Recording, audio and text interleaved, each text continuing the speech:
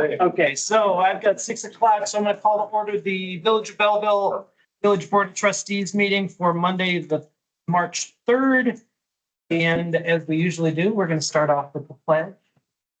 Sorry, leading. I'll lead it again. I pledge allegiance to the flag of the United States of America and to the republic for which it stands, one nation, under God, indivisible, with liberty and justice.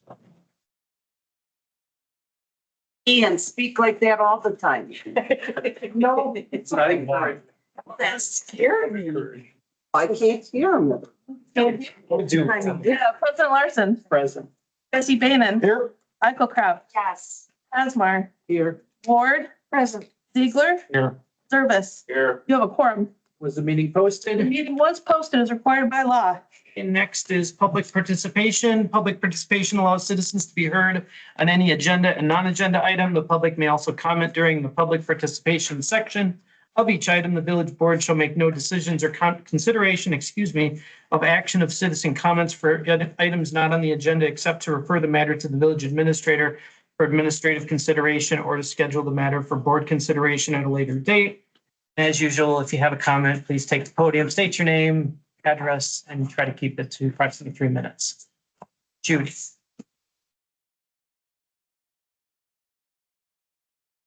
I haven't been here for a couple of months, so I got some questions. Mine has to deal with the consent agenda. First off, I see there was a closed session, January, February, where you're looking to purchase land in Bell West. An industrial lot is what the street is saying. Correct. As what we're purchasing that for? It was actually part of the whole TID structure that we talked about for months. What part of the TID structure? 2.2 million, I think, or something like that. Well, don't give me the big number. What's that specific industrial lot can be used for? For that, so. So when we went through and we added projects to the TIP before the expenditure period, we just kind of put all the projects that the board thought they might want to see happen in the TIP that we could financially justify into the project plan. And so we did that. We took out the interfinancing, which we haven't actually drawn upon. One of those projects was the purchasing of land to use as for economic development. To kind of incentivize businesses to move into the industrial park. And so there have been several issues where we've had a hard time, where we've had projects come, we've directed them to speak to the owner of land and things have kind of dissolved. And so if the village board decided that they wanted to negotiate the land and purchase the land, we'd be able to use it to incentivize. That doesn't mean completely give away or anything like that. It's just we would have control over the land, the project. So in other words, we're trying to bring business to the west side. Trying to bring business anywhere, everybody. Downtown Street. So far. Thank you. The other question I have is, Deb, how many committees are you on?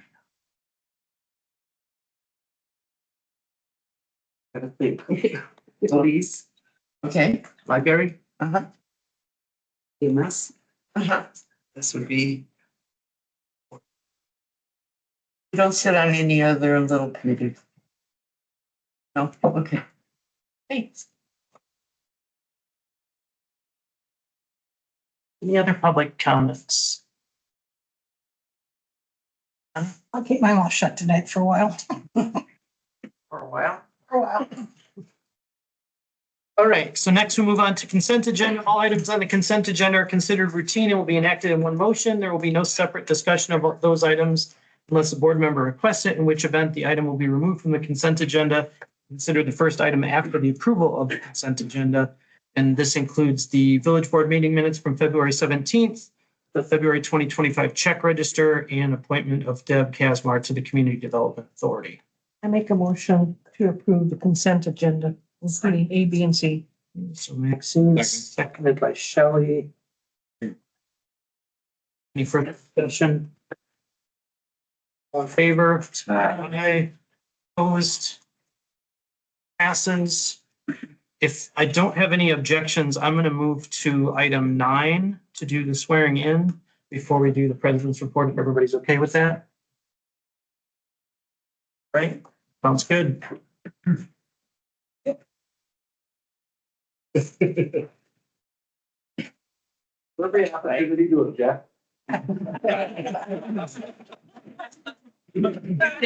that opportunity now if you want to take the photo.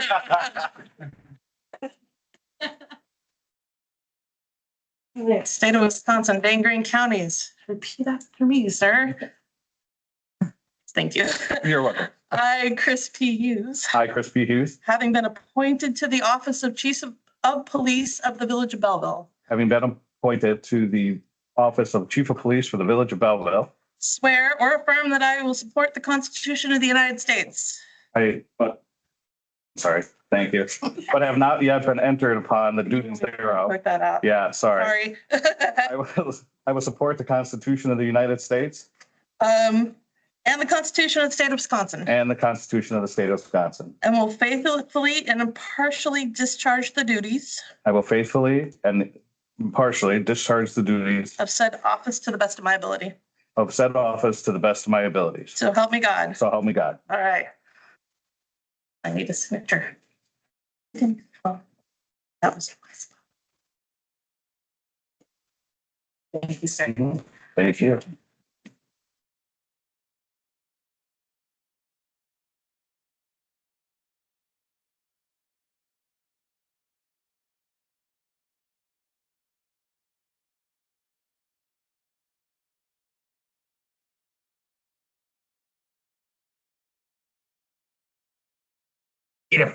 I think we're gonna have a bunch of wisecrackers and Oh, I knew that. I saw him walk in.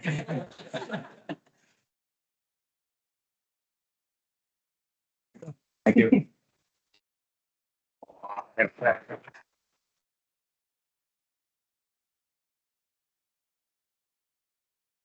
Yep, so.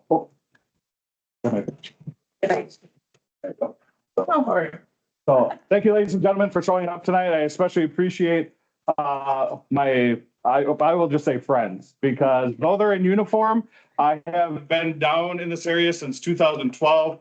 Over these years, I have built some great friendships. So even though they're in uniform, some out of uniform, I have built great friendships. So to call them colleagues would be an insult to the friendships and the good times we've had together. I also have friends here that are not in law enforcement, but they have been supportive of me since I moved down to this area. And so I greatly appreciate you all coming. And to my new partners in the back row there from Fire and EMS, I greatly appreciate you coming out tonight. So there's going to be some refreshments. So please join us at the police department, which is a block and a half down at 61 Frederick Street. So coffee, some cupcakes and whatnot. So again, I appreciate everybody coming out tonight. Molly, did you bake? Is there any left? Should I go now? You should just go now. I think you've got enough. If you leave, you still got a quorum. Sorry, tell us. Thank you, folks. You're on. Huh? Everybody else, unless you want to stick around for the board meeting, you're welcome to go down to the police department. Everyone. Nobody does. We don't. I'm sure we have the same order. Sorry. Okay, that's fine. That's my bad. Barely. Oh, Barely the word change. yeah. Do it. Thank you. Every time. Yeah. Yeah. Thank you. We really should have like practice. It doesn't matter. Straight hold. Okay, sorry. I see it done with something that stuff. They like me to repeat. I have more than me. And then I stand it. Thank you for doing it. Okay.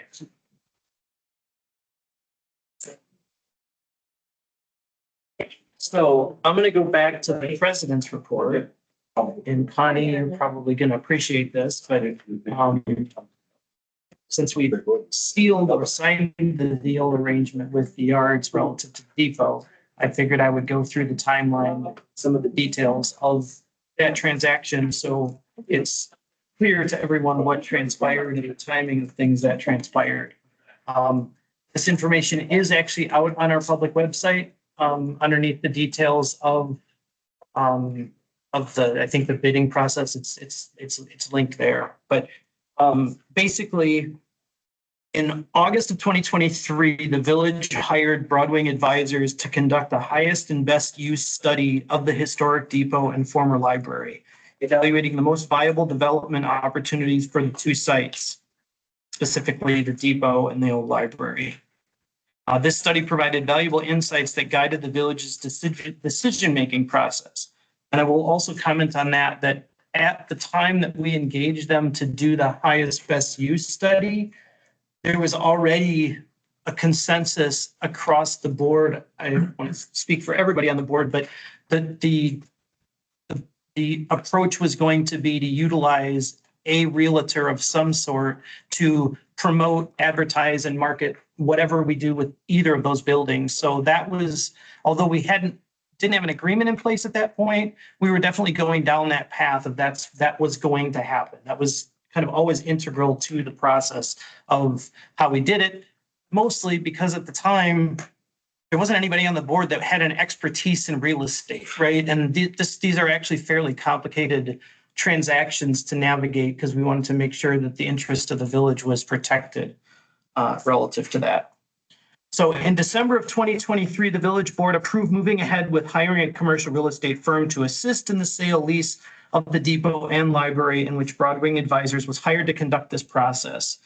So that was in December. Now, there was an interest expressed by the local group right around that time. And I know that there were comments made at the presentation at the library that we engaged with the real estate firm Broadwing, contrary to their interest in the property. And those two things were totally separate tracks. We were always going to enjoy and engage with the real estate company to represent that property. It wasn't to circumvent any type of engagement with them, because we would have had to have somebody at the table in the interest of the village that knew about real estate to navigate that either way. In April of 2024, the village board approved a redevelopment request for proposal, inviting qualified developers to submit their visions for the depot's future. As a result of this process, the village received interest from multiple parties and received 3 offers to redevelop the property and considered 2 finalist proposals. So there were 3 parties interested.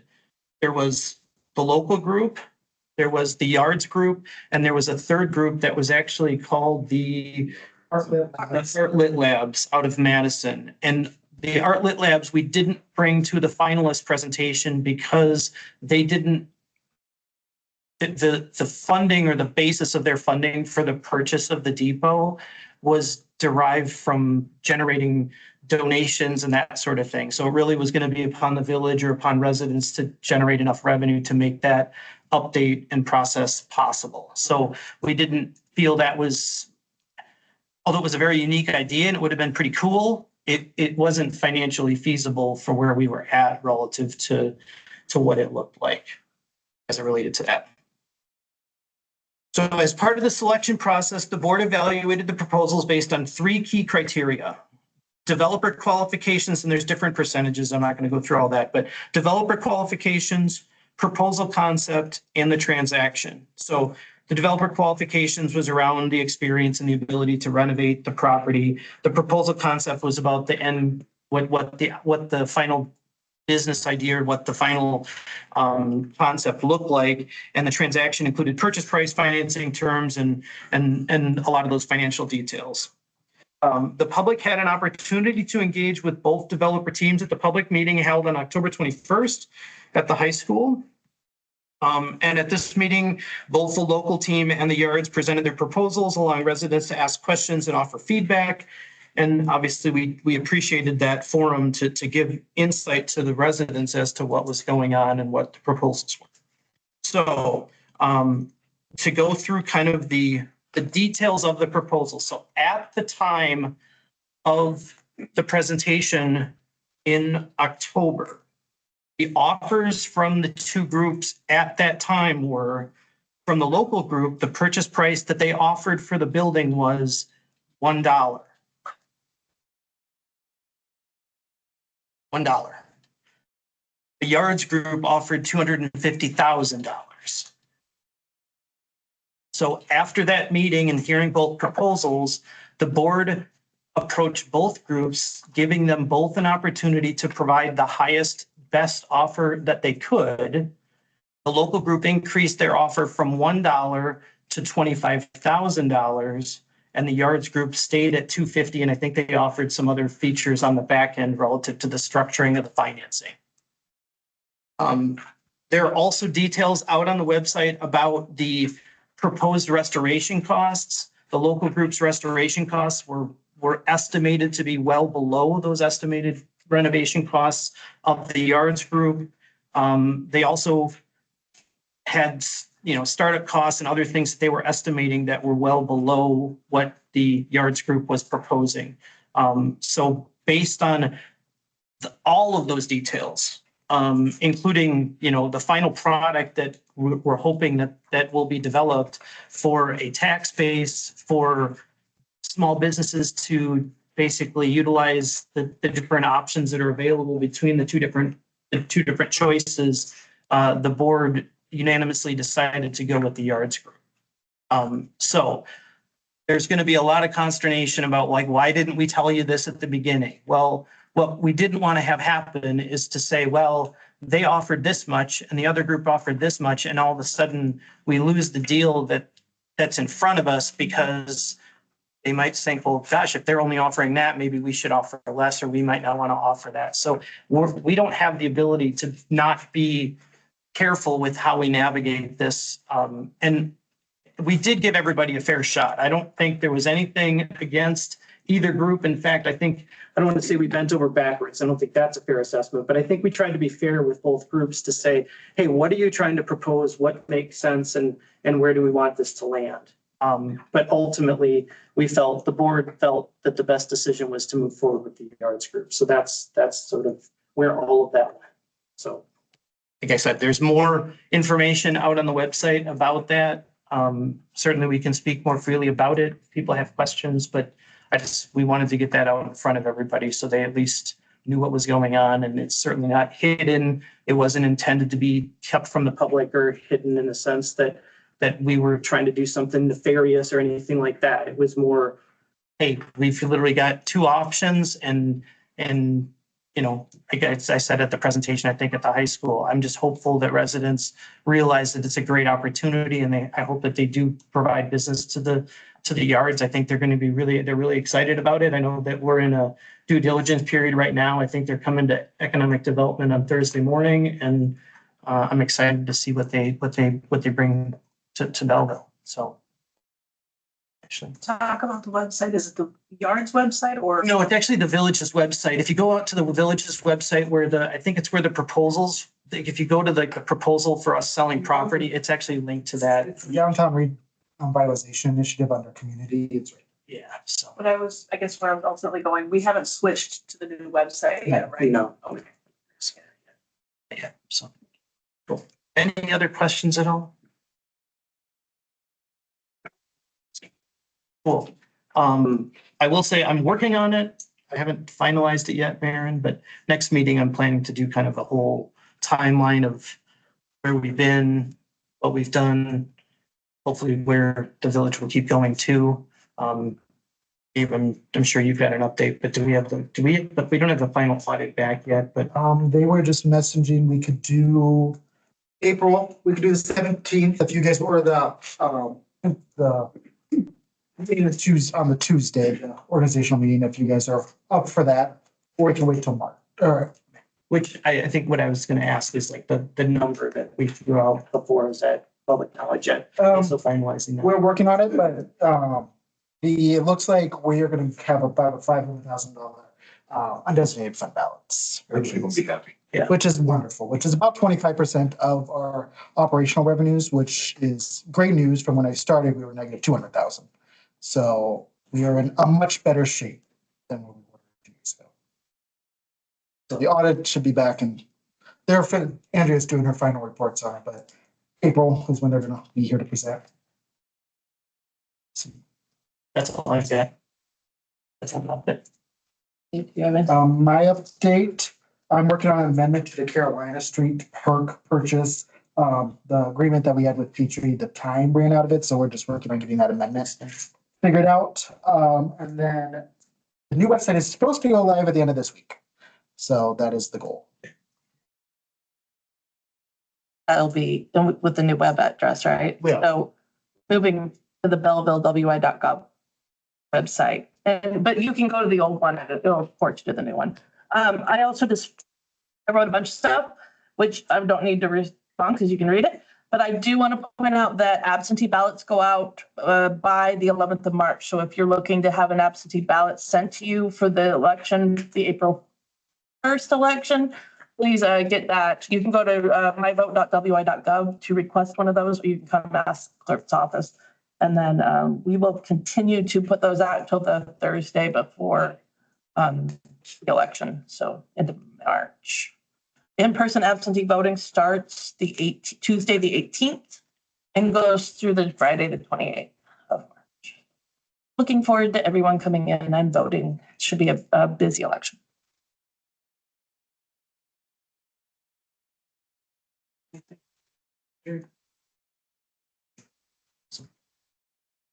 What with I saw the post online that next week.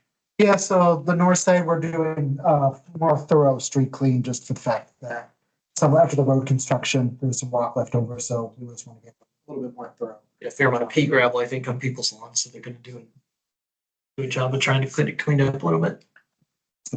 So awesome. All right.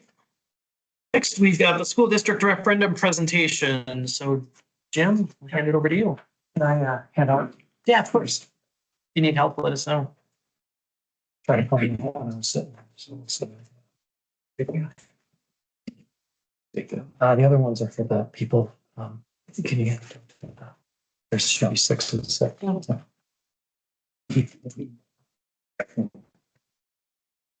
Hey. For those each.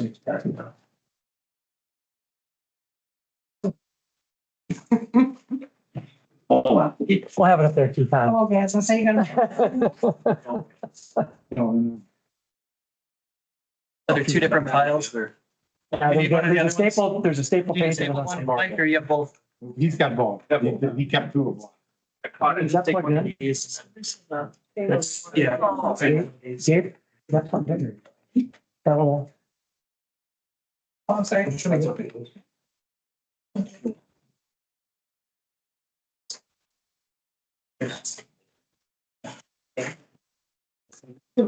Not just come. Thank you, Mom, that's.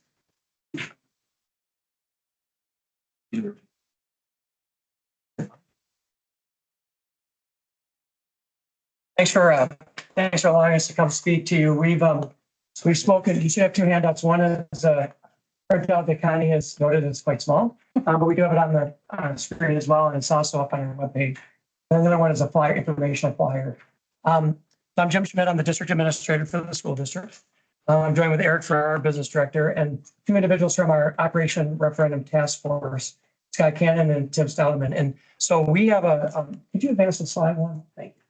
So we have a referendum question that's going to be up on that April 1 ballot that Mary was just talking about. One more there. And so this question was developed in partnership with our task force. So we put out a all call to as many different channels, communication channels as we have, try to recruit electors to help us work through and develop this question. We also allowed juniors and seniors. So we had 10 students. Mary may know one really well. We had 15 electors. We had others that I possibly recruited and couldn't quite get to be part of it. And we know that had influence in our community. Influence our community as well. So what I would like to do is, before I get in the details of the presentation, let you hear from a couple of those task force members. So Scott and Tim are just going to share briefly their experience and how they ended up, how we got to this question. And then we'll kind of go through the nuts and bolts of it after that.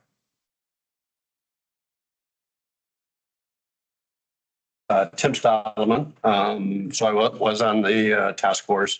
Our charge, I think, was to understand the need, review the financial aspects of it, what the process would be in order to do this, what the long-term effects would be on the school district if we didn't pass it. And to look at a variety of different things. We looked at whether it should be a recurring, from now in perpetuity referendum. We look at it should be a non-recurring, which is what we ended up with, where it's the next 3 years is what the commitment is. Good discussion. I think generally a lot of good back and forth on different ideas on what we should be doing. Great input from the kids. But good elector input, I think. In general, the needs there. You see it, it's the way schools are funded these days, with 140 of the, in the last year, 140 of the 420 going to some kind of referendum for operations, and then over 290 in the last 3 years. So it is the process that has to happen in order to get your schools funded. It was a good process. I think it's the right answer. Personally, I think it's the right thing to do for Belleville. I mean, we're continuing to grow, and now it's time to keep investing.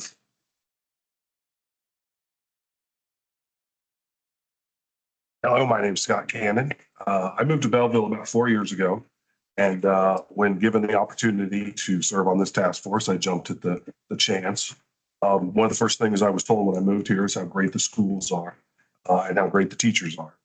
And my daughter's in school, and every parent I've ever talked to talks about how much they love the schools and how much they want to support the schools. And so when I served on the task force, there was discussion of the financial situation the school finds itself in now. And what the impact would be of not increasing the levy. And I think the administration did a very good job explaining the entire financial picture and what the long-term prospects are in terms of the growth of the schools. Belleville's a growing community. We have a lot of development coming in, and schools are the school system is a vital part of that. To not pass this referendum could put us in a situation where development projects would fall through or fail because they wouldn't be able to attract the young families that are looking for these sort of new building projects. So it's vitally important that this referendum pass, and that's all I have to say.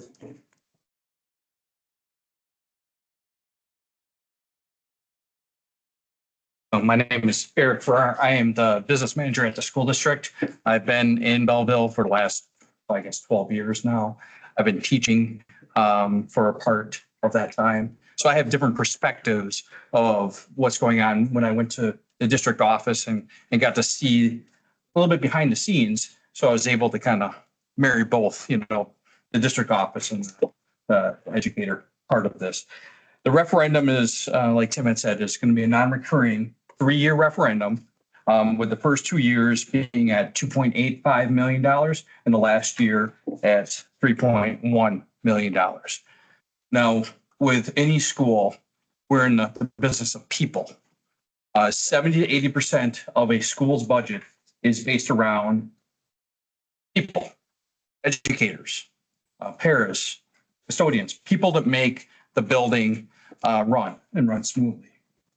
So as we go through this referendum, I want you to keep that in mind, because this referendum is meant to keep teachers with the growing community, get additional help. And then we're going to talk a little bit about special education and the need for extra support in those areas. On our website, if you go to our website, it didn't quite switch.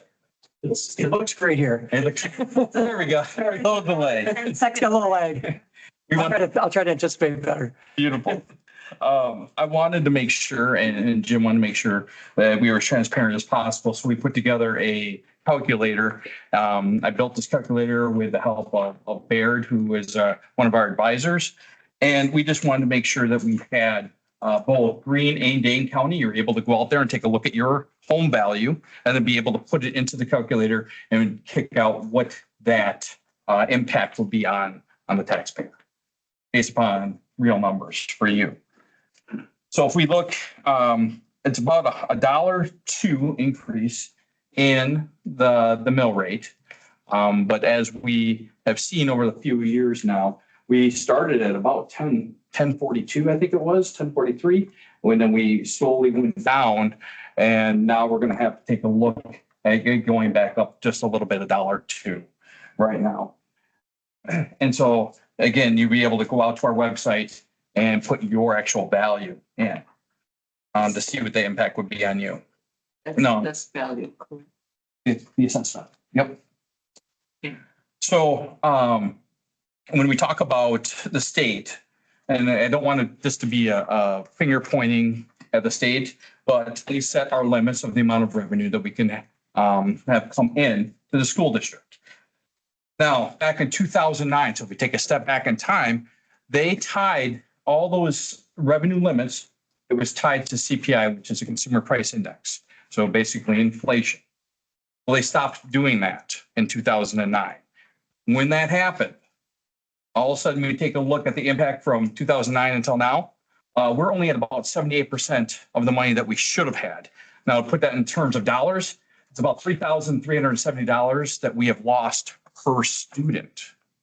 And we have about 935 students this year. That's a considerable amount of money. So without the state stepping up and funding schools in the amounts that they should, we're lagging behind. Now, if we take a look at our special education costs, special education is on the rise. COVID had an impact on mental health, had an impact on people's learning, and we're trying to help all students be successful, not just a segment of our population, all of our students. Now, when that comes into play here, special education is only funded at about 33%. That's a lot of money that's not coming into the school district. So what does that mean?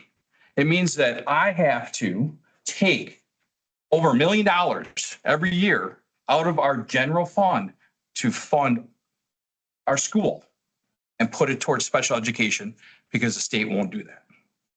That's a hard, pill to swallow. We're trying to give education to all students. So when I first started here in Belleville as a teacher, we were losing kids left and right. Now, one of the reasons why we're losing kids to open enrollment was special education.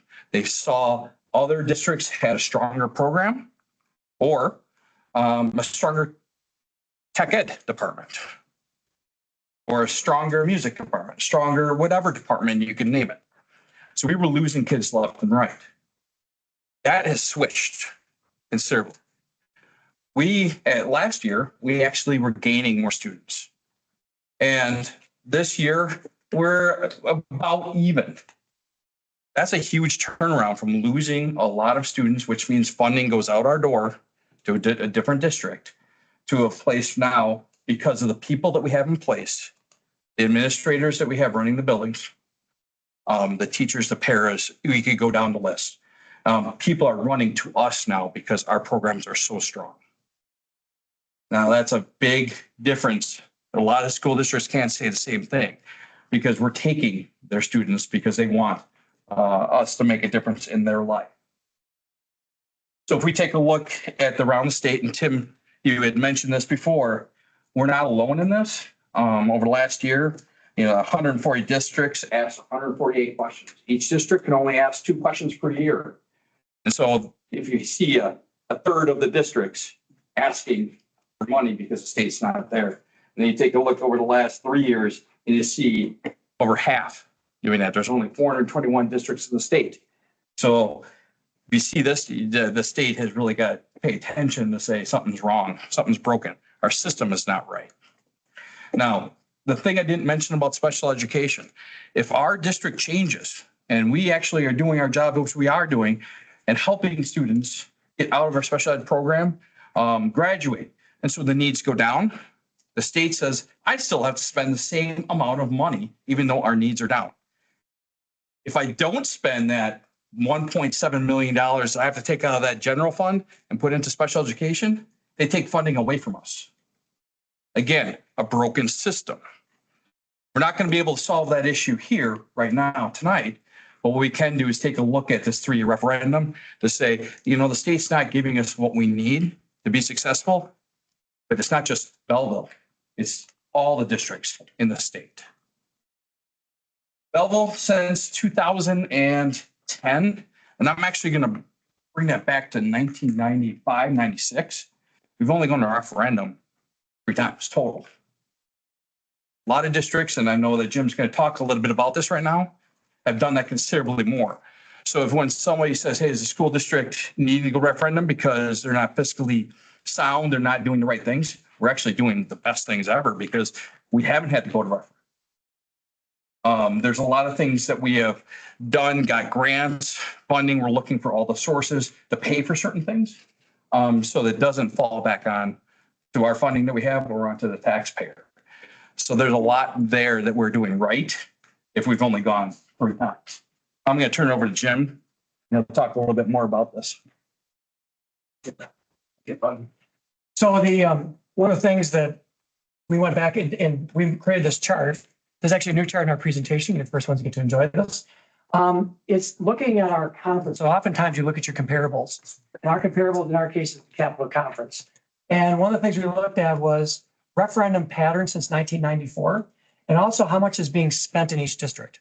So in 1993, Governor Thompson put into place a new school funding mechanism. It was a 3-legged stool. And the first leg had revenue limits. Put a limit by law by how much districts could bring in for their revenue to build on operations. The second thing it put in was a guarantee of paying 2/3 of the costs for schools at the state level and 1/3 by the property taxpayer. And then the last piece was what was called the qualified economic offer. If you gave a 3.8% package to your employees, that was considered enough to not have to be caught into negotiations going on forever. Well, 2009, that inflation piece changed. The 2/3 went away. The only thing that's really left with us is the qualified economic offer went away. The only thing that stuck with us is revenue limits. So 1994 was that first year after all that went into place. So we pulled up the data and looked at our conference, and you can see a few things. First of all, that first column is obviously the name of the districts. The second column is how much revenue they can bring in. Now that's a combination of the state revenue limit plus any operational referendum money that is coming in.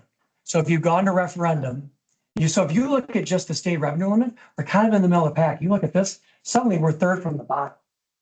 We're 3rd from the bottom because if you look at the next columns, you'll see how many times those districts in 1994 have gone to operational referendum and how many times they've gone to capital referendum, and then the total number of referendums, and your eyes are seeing the right thing. You have one district, Lake Mills, that's gone 25 times, and you have us that's gone 3. Yeah, Belleville is not used to having these conversations. They've done it 3 times, but very rarely because it's been incredibly fiscally conservative and been very careful with its dollars. But the bottom line is since 2009, that inflation gap just keeps growing and the water's finally just going over the bridge. You can also see in the last column, if they're going to referendum just this April, of these 10 districts, 4 are going, and you can see 3 are going for operations, 1's going for capital. And then in parentheses is when they went last. So you might say, oh, you got 6 no's, they're not going, but they just went very recently. So this is the norm. But when Eric says that they're pushing the onus of paying for schools onto the local taxpayer, you can see it's happening. Even though this year we're looking at $4.3 billion surplus at the state level and $1.9 billion in rainy day funds that they're looking at. Some of our representatives might say that that's one-time money, but it's clearly the dollars are there. The amount of dollars that are being asked for across the state don't even get to those numbers.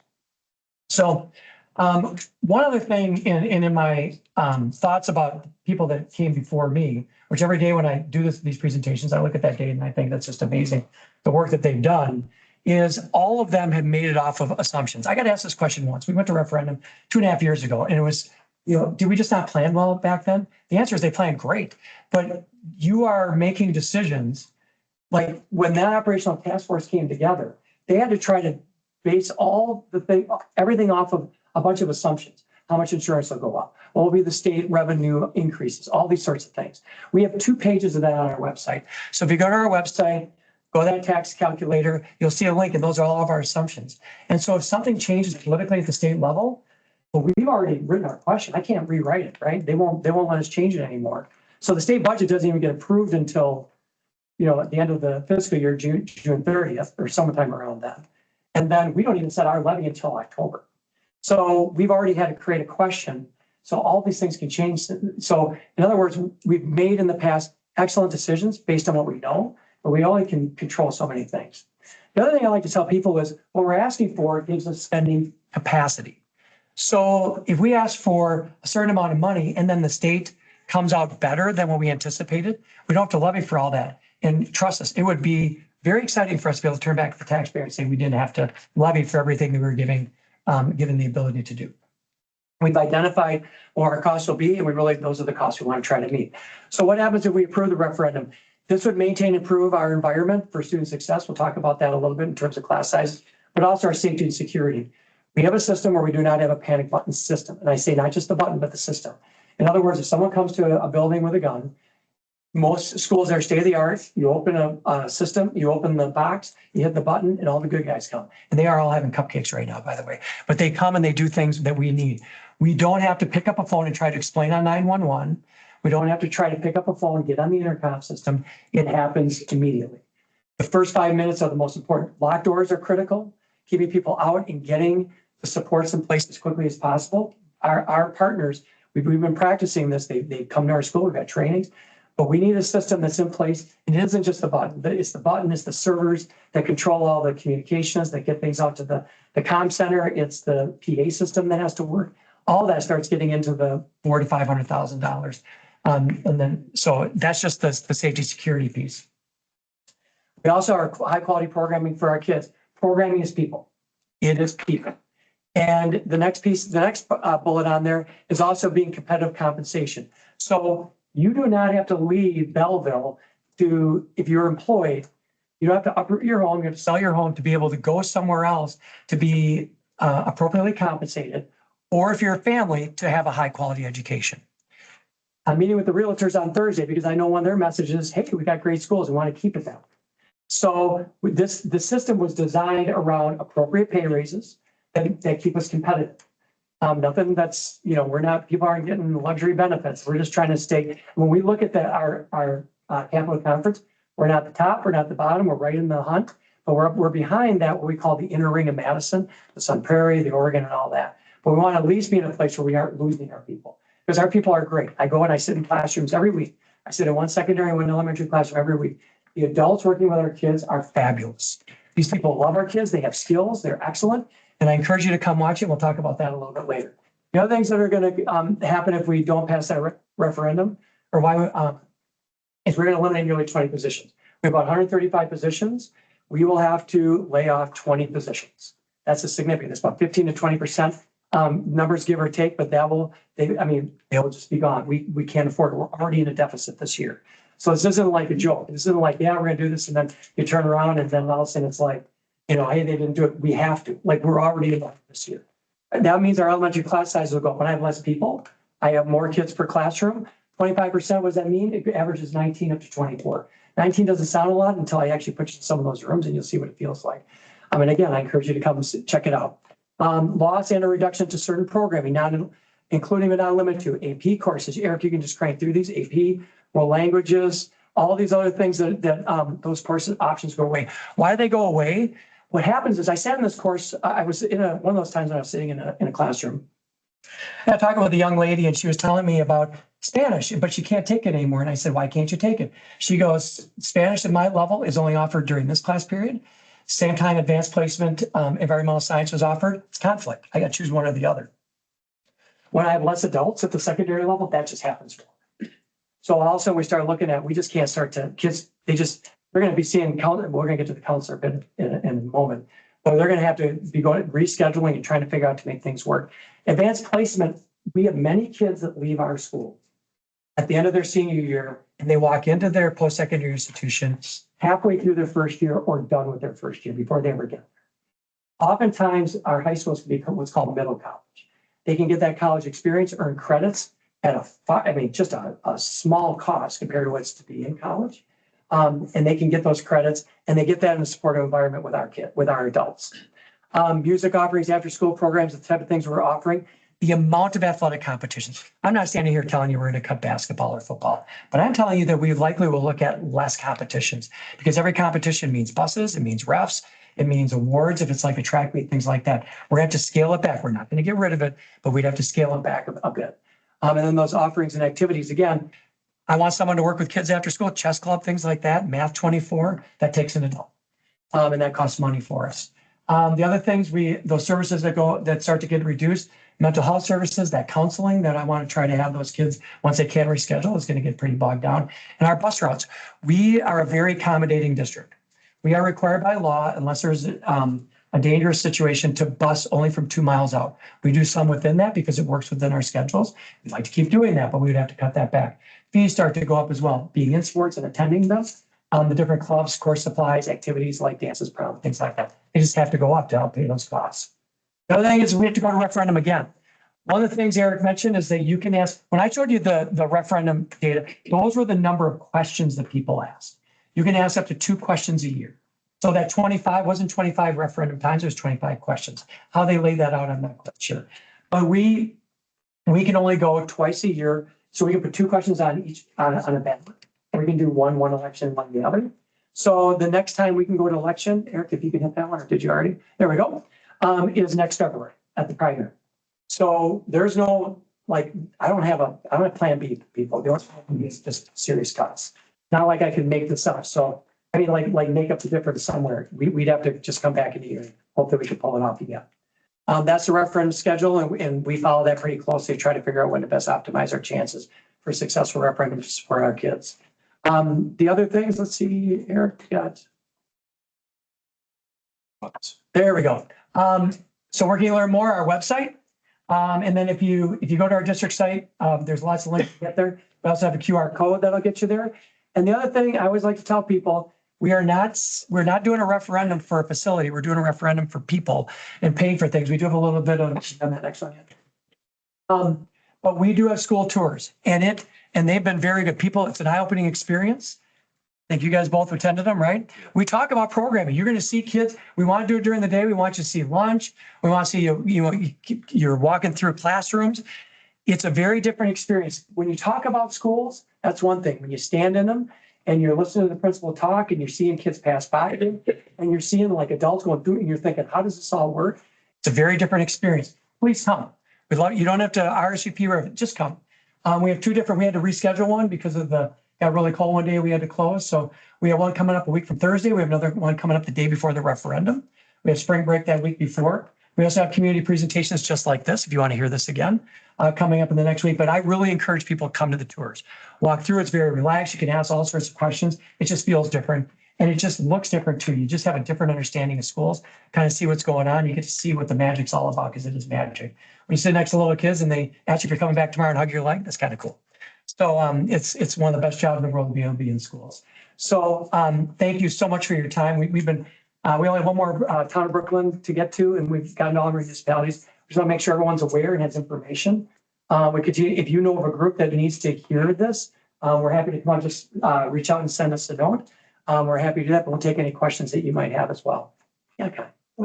You go first. Oh, gotcha.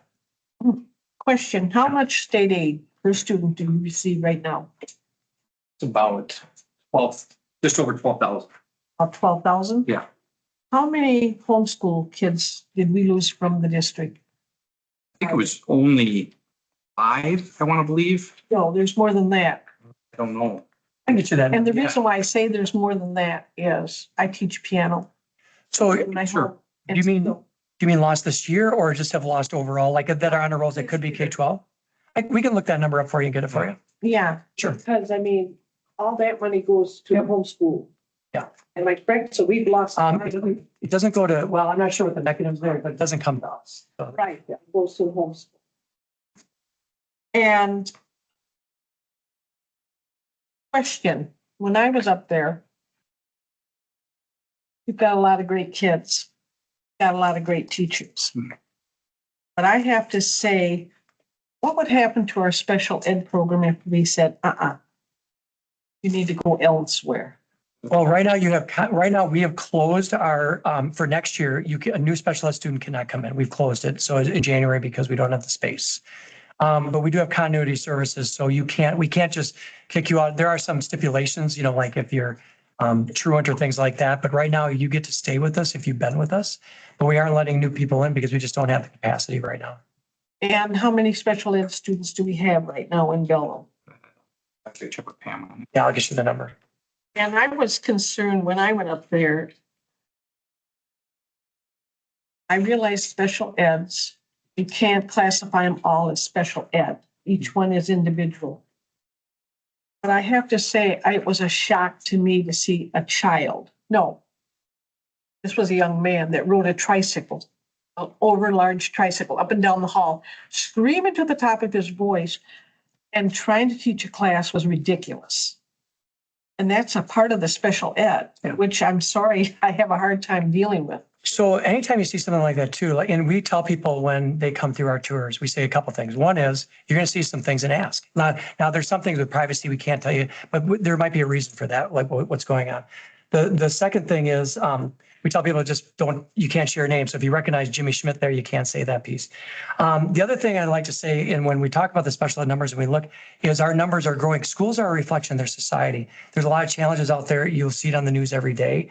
There's not like this special wall. So what you see happening on the news works its way into our schools. So the number of referrals we have continues to grow, not just us. I mean, you hear this with a lot of other school districts with a special education student, it's called an IEP, individual education plan. The key letter in that is the I, right? Because you have to have a plan just for that student. So whatever, like for the example, that situation you had, there's probably a story behind that. Which depending on the situation, we could probably give you some context without giving too much away. But if you come on that tour and you see something, we usually help explain people in general without violating students' privacy. Are they allowed to? Yeah, you can go ahead. All right. Yeah. Sorry. Okay, first off, I'd like to tell you that when I was in the library at the grade school forever, I had a little boy that started my class and I'm reading to children and he's screaming at the top of his lungs. And I'm sitting there thinking to myself, well, this is going to be a long year if I have to listen to this. And I thought, well, this isn't right because he gets to have an education also. So I don't know what made me think, but I sang to him and he quieted it down. There's things, like you said, we don't all know what settles somebody else down or why he's riding the tricycle, but there's a reason that he's doing that. That's their special ed and they have special needs and we just go help whatever we can with those kids. Connie, can I add to something before you go to your next point? Something too we also see is when that student first comes to us is usually the most challenging time. Yes. And And once we have that relationship, what you might see in September versus what you see now looks very different. Oh, yeah. And I will tell you that again, our staff's amazing. Our special education staff does a phenomenal job of trying to make those connections with kids, Oh, yeah. get them a place where they can grow. I know. Okay, my first question is, don't we already give the school $1 million a year? Yep. So that was all part of that calculation. Remember when I pulled up that one slide? Okay, So, and again, just to follow up one other piece, when we talked about that, how it doesn't keep up with inflation, it's helped a bit toward that, but it hasn't bridged the entire. so this million, the 2 million and the 3 million is extra. Right, correct. Okay, what happens after the 3 years? So that was a really good question. And when Tim and Scott were talking about that experience, there was a lot of, what we tend to see is this oscillation with districts that have gone more than we have, where they do a recurring and then they do a because they don't want to go right to recurring again, where they do something shorter to say, okay, let's just get ourselves through this short time period to see if politically the world's changed and all that. So it's really coming back and trying to figure it out. But there was a lot of conversation about, should we just do recurring or do we just, like 2 years seemed like it was too quick, 4 years, we felt like enough could change within 3. They just felt like that was the right spot to reevaluate. And we're going to bring people together, just like we did last time, to help us think through that again. So we get a lot of perspective. What happens when we have to build a new school because of this? Yep. So Yes. one of the things that happened, I know it's this odd spot. We call the way schools work is we have like a lot of step costs. In other words, 2 or 3 kids goes away, we lose 2 or 3 kids times that $12,000, right? But we don't get rid of a classroom, like we still need that classroom, right? So, and when you grow, it's the same issue, right? Eventually you grow and you get enough kids, you get a little bit more income, but then you need to start buying teachers. So we are feeling and we are hearing, this number of permits that you're looking at in the next 7 to 9 years. So just like the task force, we are already queuing up a process this fall, bring our community together, look at the data, look at the trends, and talk about what our reasonable timelines for a facility and what that operations would look like. But we're going to do that with people and get as much input and try to roll our sleeves up and dig in with folks to try to get to a good answer. Okay. Okay, my turn. I want to address special education. Sure. And I just happen to work next door to one of our school board members. And we have been having some very interesting conversations. But my first question is I'd like to know how many special ed students there are in our district, not what comes from outside our district, because we can take people from the outside. I want to know how many are truly Belleville district special ed, and how many we have been taking from the outside. So we'll get those numbers for you. And if you could stick around also, like we'll send up to Gabe and Jeff, if you can collect some email addresses, because as soon as we get done, I got to run over to the first UCC to do the same thing. But if you can get your email, we'll get that sent to you. The other thing with special education, every special education person that you take, you must hire an aide. Correct? Depends on the plan. Sometimes they're one-on-one, sometimes they're not. So it depends on the So situation. what's the majority? I could again look up the ratio. I don't have that off the top of my head, but we have a fair number that are one-on-one, but not all of them. And sometimes they're one-on-one for certain times of the day. And sometimes some kids it's all day, but it depends on the situation for that student. But again, it's driven by that individual education plan, which is developed by a team of people, including the family, including administrators. Correct. Try to make sure that you get to a resolution that is appropriate and not burdensome to the district, but also supports the students' needs. Because the more aides that we need, that's another full package of wages and benefits. Oh, yeah, we get that. No, there is another piece to it because the state requires certain things for the special education program. And so we have to meet those needs. And if that means that we need another aide to meet that, we're required to do that as well. So my question is, you get paid extra for special education. You get more money than the 12,000 for. We get funded at 33%. Yeah. Okay. So when you look at that plus the extras that you have to pay for, say, an individual aide to work with this special ed, have you calculated if you're walking away with a profit, extras, or are we funneling If we were, money in from another account or another source? no, we're not at all. That's why we have a transfer from our general fund to fund special education. If we were getting more money in from it, we wouldn't have that transfer. Which is why the governor's proposal right now Eric was saying like 33 cents on the dollar are reimbursed. The governor's proposing 60 cents, which is not 100%, but at least hits us in the right direction to be able to, that shortfall is just less of a bite to the rest of the budget. They don't get paid enough. It's a full animal. Okay. Because I brought my tax bills with me. Good for you, Judy. Right, and you will see on your tax bill, there was a dip last year, and what the tax bill typically doesn't show you is, it doesn't show you 2-3 years before that, but yep, Oh, I got them going all the way back. sure. I've been here 30 years.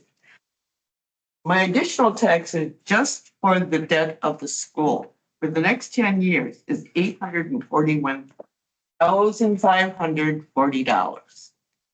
That's what I have to pay the school district in the next 10 years on top of my levy. So I'm gonna let a couple things. One is, I'm going to apologize. I'm going to let Eric finish. I have to go to First United Church of Christ to do the same presentation. Eric's going to talk a little bit about, he'll talk to you a little bit about the prepayment of debt and the impact, because that was a big part of the conversation. And Tim and Scott can also weigh in because that took a lot of the time of the task force. I would guess of the 4 nights at 2 hours each night, maybe 50% of our time was really talking about prepayment of debt and the trade-offs with it. So with all due respect, I'm going to let him do that. I'm not running away because I don't want to answer your question, but I do have to get over to First UCC, and Eric will take it for you. Yep. Thanks. So I want to thank you guys all for your time. You're in good hands with Eric, and I really appreciate you letting him share. Possible just to ask you one question.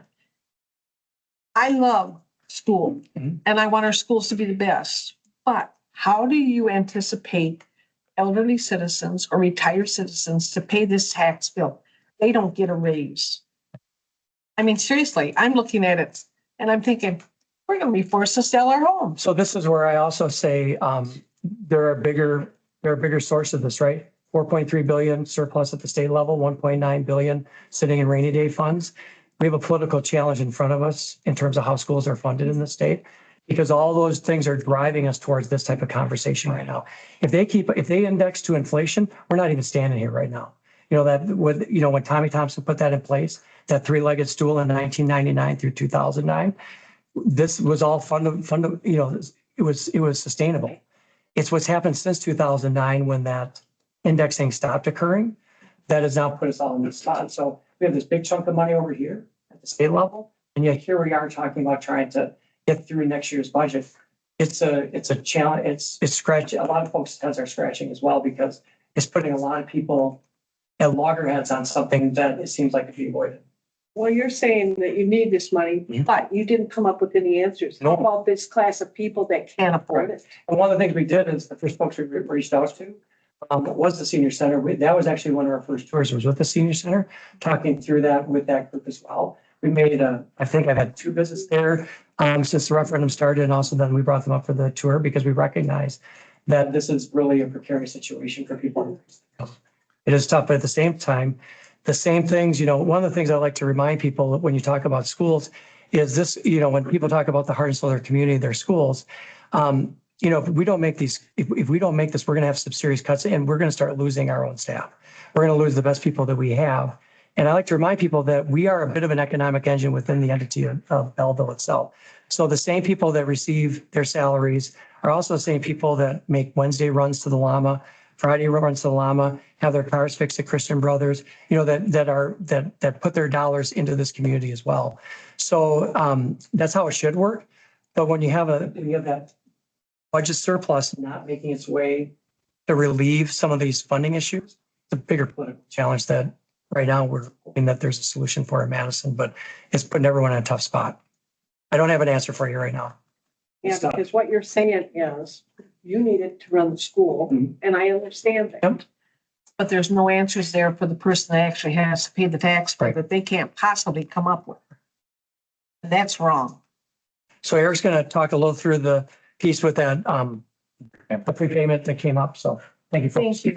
So one of the big things that we talk about is the population here and the school and the impact on the number of students that will be coming to our school district. We've had lots of conversations with Gabe and talking about the amount of building and things that are happening here. With that, it's going to force us to look at a new school, a capital referendum at some point in time. Just because we have aging buildings right now, there's a lot of different things that we have to do to the buildings just to make them safe for kids to be in the school district. And that's part of this is some of the security. We've been doing a lot of HVAC work. We've been doing a lot of things within the school, boilers, to make sure that we can continue to have good education. With those kinds of things, you never really want to stack debt on top of debt because we're talking about the mill rate going up and being able to afford that. So there's these prepayments that we've talked about. It's not only saving the taxpayer over $1 million in interest, but it's also planning for what we see coming down the road. It's unavoidable because of the amount of people that are coming to the district and the amount of kids that are going to be coming. Housing market is soft, Eric. I mean, you look, the building inspector and how much we paid them for the month of February.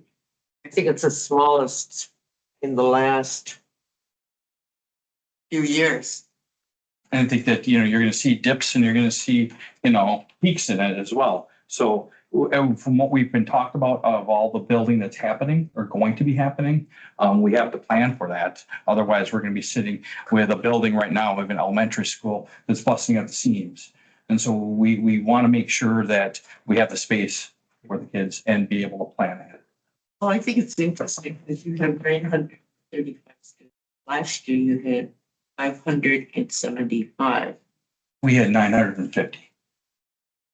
So enrollment dropped. A little bit, but again, it depends upon which class is coming in. 2 years ago, we had a class that was 90, 92. And so Oh, you're going to see that. That was COVID year. So you're going to see difference. Yep. Had nothing to do at home. I understand that this is a lot about budgeting, Mhm. but I think one of the things that we're sort of forgetting to talk about is this is also for the future of our kids. Will be where we are in 20, 40 years.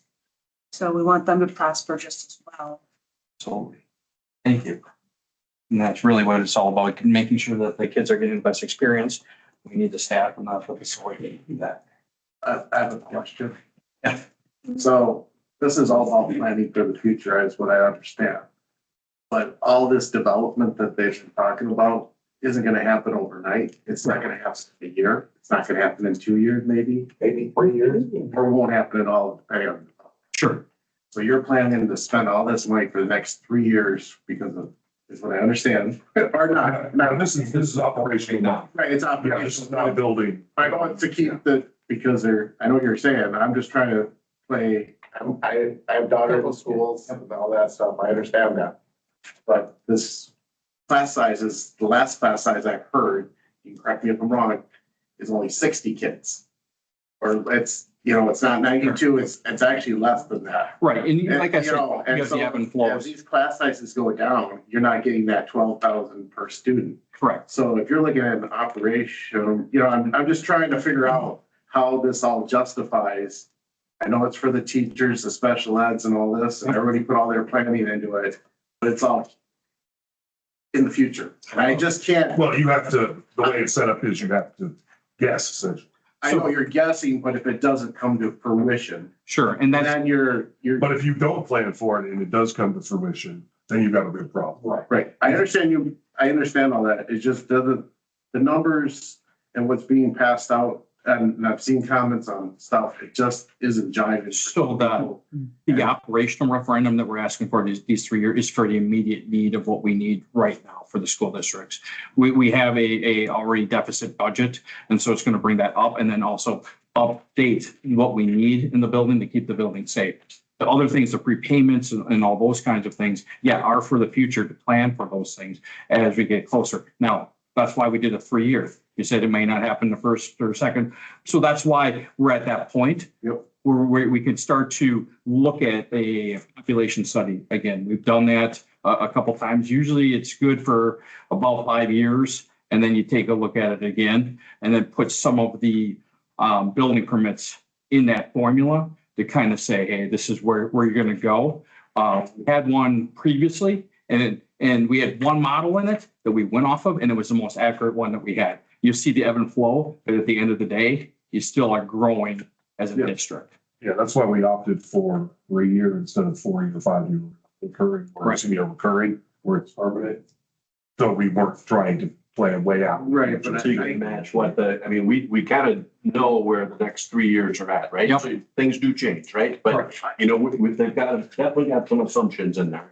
And the pool of people that you need to manage that, even if it drops, maybe that first, that kindergarten class that comes in, or 4K comes in and it's one teacher less, maybe. Yep. Okay, but otherwise doesn't change drastically through the whole Yeah. number. And we still have, And the numbers were not built with the idea that, oh, we're gonna have this housing development, with this many kids. It's based on, the numbers are based on what we currently have.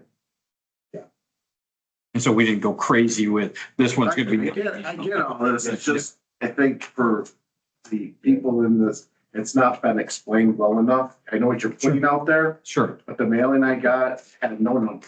okay. had no That's good numbers, feedback for us. you know, it was just a postcard, vote for it.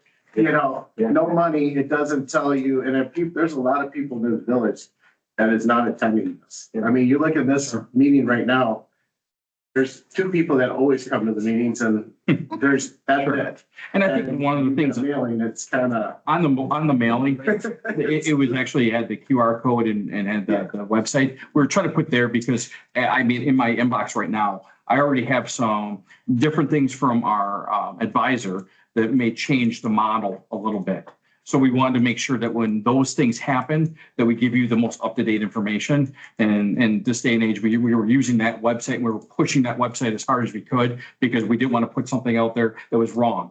We wanted to make sure that you had the most up-to-date information. I just see Your more. question is, what they, because it was some of the discussion that we had. Because people would ask some of those same things. And ultimately, when it got all said and done, we felt this was the best plan, not to commit us to a perpetual referendum, not to commit us to 4 years or more. This seemed like the most logical based on what the past has been and what the best information we had gained come up to one of the meetings and talk a little bit about where the building permits are at. And again, we all know that stuff is projections, right? So this is really the best information we had. I'm not saying that everybody has whatever information you can get. I know the village has got their stuff and. Yeah, we should get more information out if you have more questions like that. Right, and that's even questions on what kind of raises are they proposing for the teachers? Is it a 3%, 4%, 6%? You know, I mean, that's not out there. I mean, it's all for their stuff, but that's not saying that you want to keep the teachers, but what are you gonna, out of this operational, you want to give each teacher 4%, 6%, which is more than Yep. And that's what people that are elderly are getting off of social security that can't keep up. sure. Now, And that's, I'm just throwing it out there. I'm just throwing it. yep, and it's a I mean- great perspective, you know, and You do have to keep pace with. right. I get that, you gotta keep your teachers when they're good, but what is, you know, it's not, is this teacher here getting 1% raise or is this one getting 6%? It'd be nice to know what you're proposing. Is it the special ed teachers that I keep hearing? Are they getting the raises? This is what I think needs to be put out there as far as what people want to know as an operation budget, what the school is gonna. So on our assumption page, we had put that for the first year, we were looking at a 5% raise for the teachers, and the next year and the year after that would be a 3%.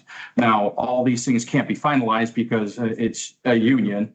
And so those finalized numbers are not going to be there until the union and the school district settle.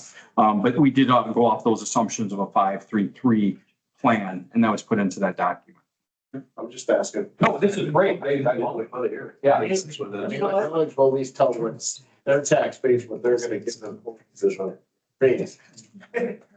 At the last community reoccurring. That was in 22. In July, the CPI was 9.1. And I looked at Nate Perry and I said, you're giving your teachers 9.1% increase in the raises? I said, nobody is giving their staff. We're talking private. A 9.1 increase. That's what we were told. So with raises, and then you have to take a look at how it's calculated as well. It's not on the individual salaries. And that may switch as negotiations happen. But in order for a year where you see a bump, you take a look a couple years ago, Mount Horeb, I think it was 15%. And why were they giving 15%? Is because they were lagging behind everybody else behind them. And they found that they were losing teachers across the board, so they weren't competitive. Their salary schedule was not competitive. So every once in a while, a school district has to add a little bit more onto their salary schedule. Otherwise, they have no consistency. You don't see the teachers come back. So there's a lot to it than just a percentage out there. You have to take a look at the why behind the numbers, and you have to take a look at the market that's out there as well. And the other thing is I was having a discussion with a teacher who used to teach in Oak Creek. And that is a school district that got lots of money. When they hired the teacher, they also assigned them what they were gonna do for extracurricular, like you're gonna take on the cheerleading squad. Mhm. They didn't get extra pay for that. That was part of their compensation package. Or you're gonna be an assistant coach, or you're going to do this club, or you're gonna do that club. And each teacher got assigned, and every year it was rotated out. Here, everybody gets additional pay. Right, and that's the norm. And that Oak Creek, I can't speak to them because I don't know anything about their salary schedule. But what I can say is that the normal course of a teacher is, they have a certain workload of classes of what they're teaching, the number of hours or minutes in a day. And then if you take a look at the extracurricular kinds of things, that is a separate contract.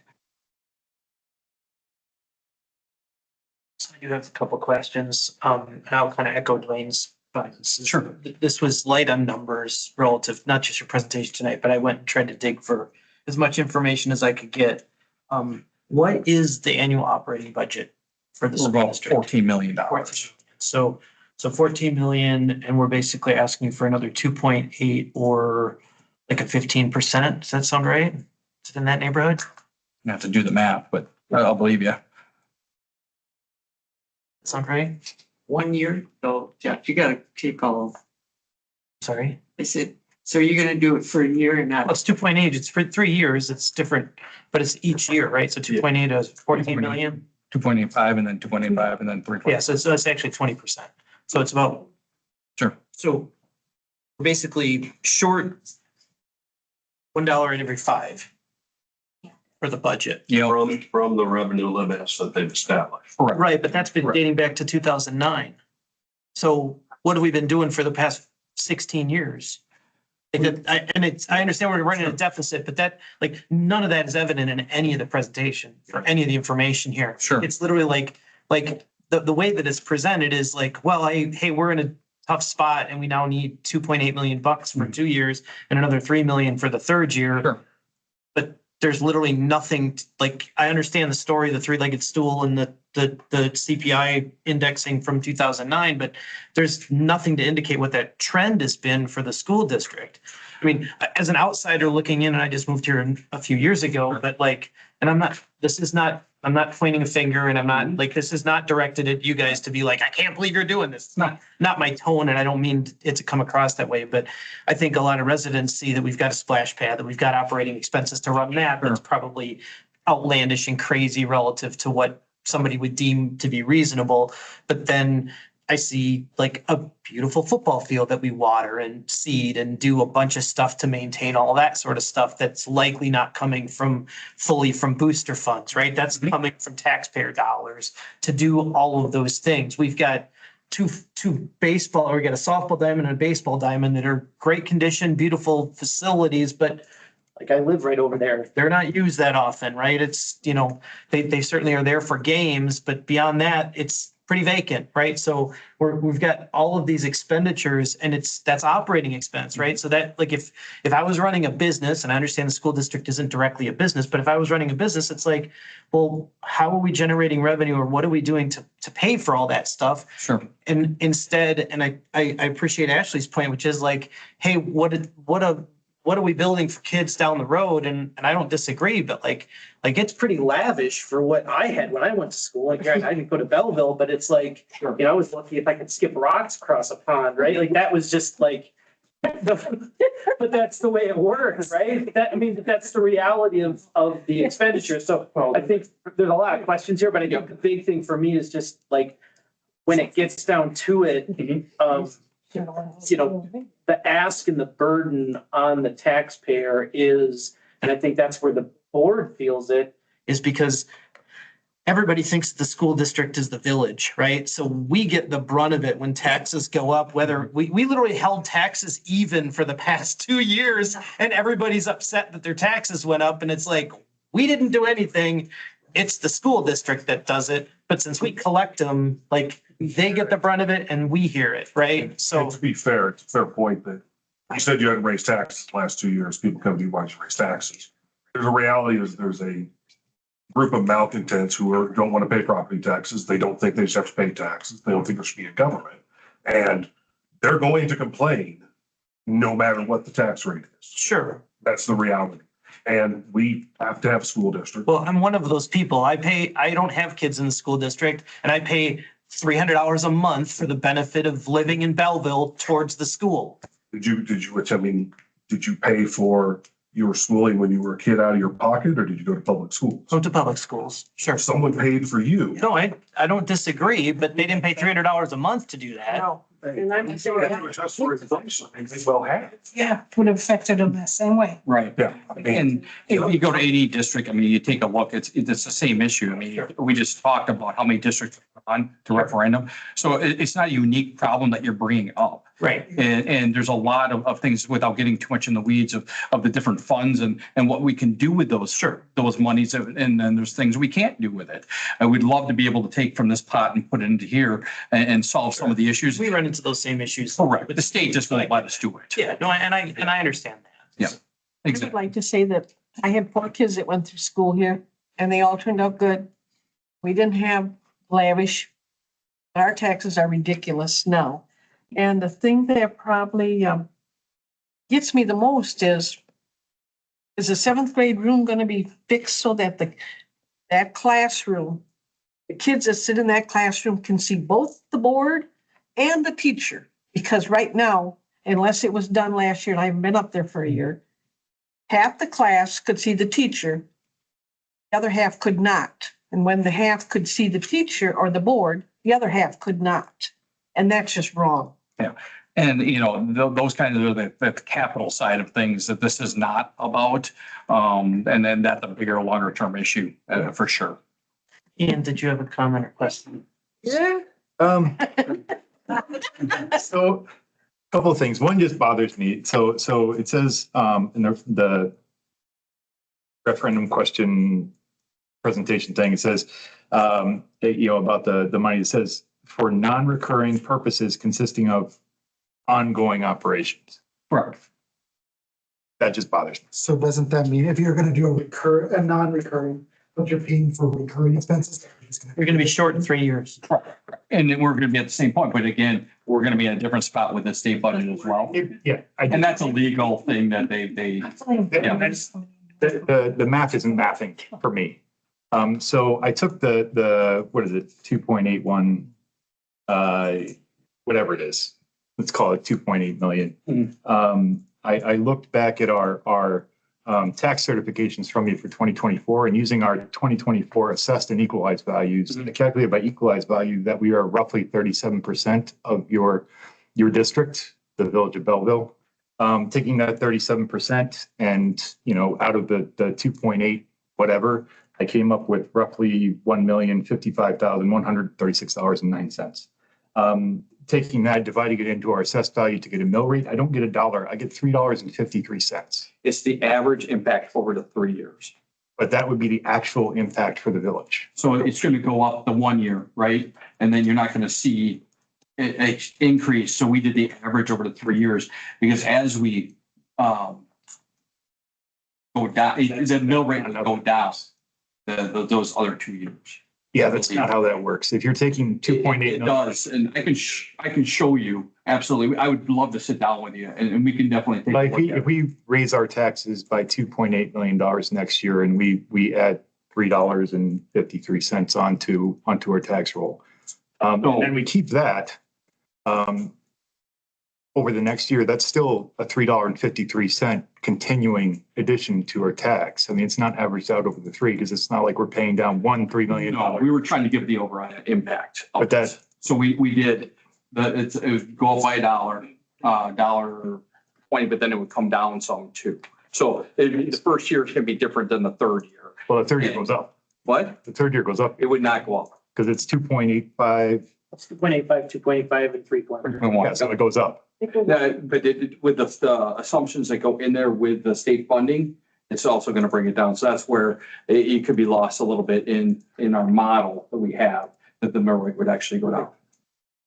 Okay, because Funding guaranteed. It is not. And so we don't know these, again, we're going back to assumptions and that's what's in the model is that it would you'd be increasing by those dollar amounts.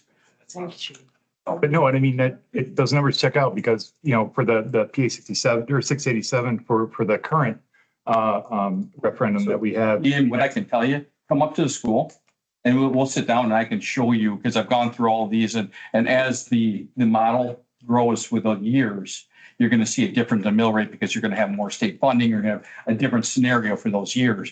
So as we did that, the mill rate will go up because it has to for that first year. And then it's going to slowly come back down a little bit. So the average would be the 102. I mean, I don't mean to put you on the spot, man, and I very well could be wrong, I guess, but I mean, like I said, I just checked my math with the current referendum, and $841 or 841,000 and change is roughly $3.24. I'll, like I said, coming up to the school, I'll be happy. It's not like that drops off or gets lower every year. It stays every year. But you remember, the difference in the state funding as well. Yeah, but the state funding, you said, could not materialize. Right? And So these are all conservatively speaking, it's 3.5 times the $1 average. So, yeah, come up and I'll show you exactly what I'm talking about.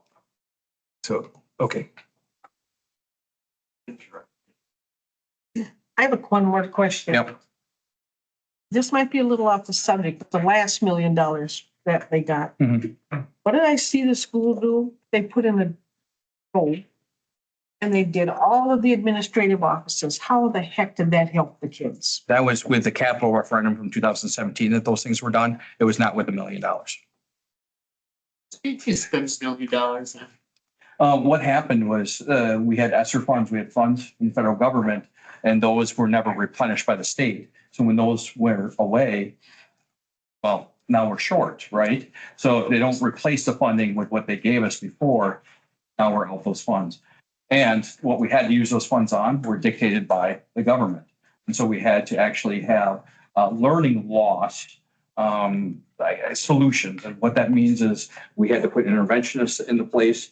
And so when you don't get those funds back again, what happens? You have a deficit because those people are still needed in the school district. Here to come. Yep.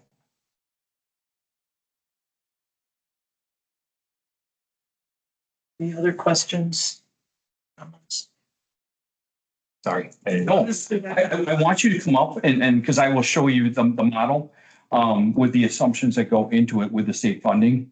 And so we'll take a look at that together. Absolutely. I invite anybody to do that. Just a comment. Yeah.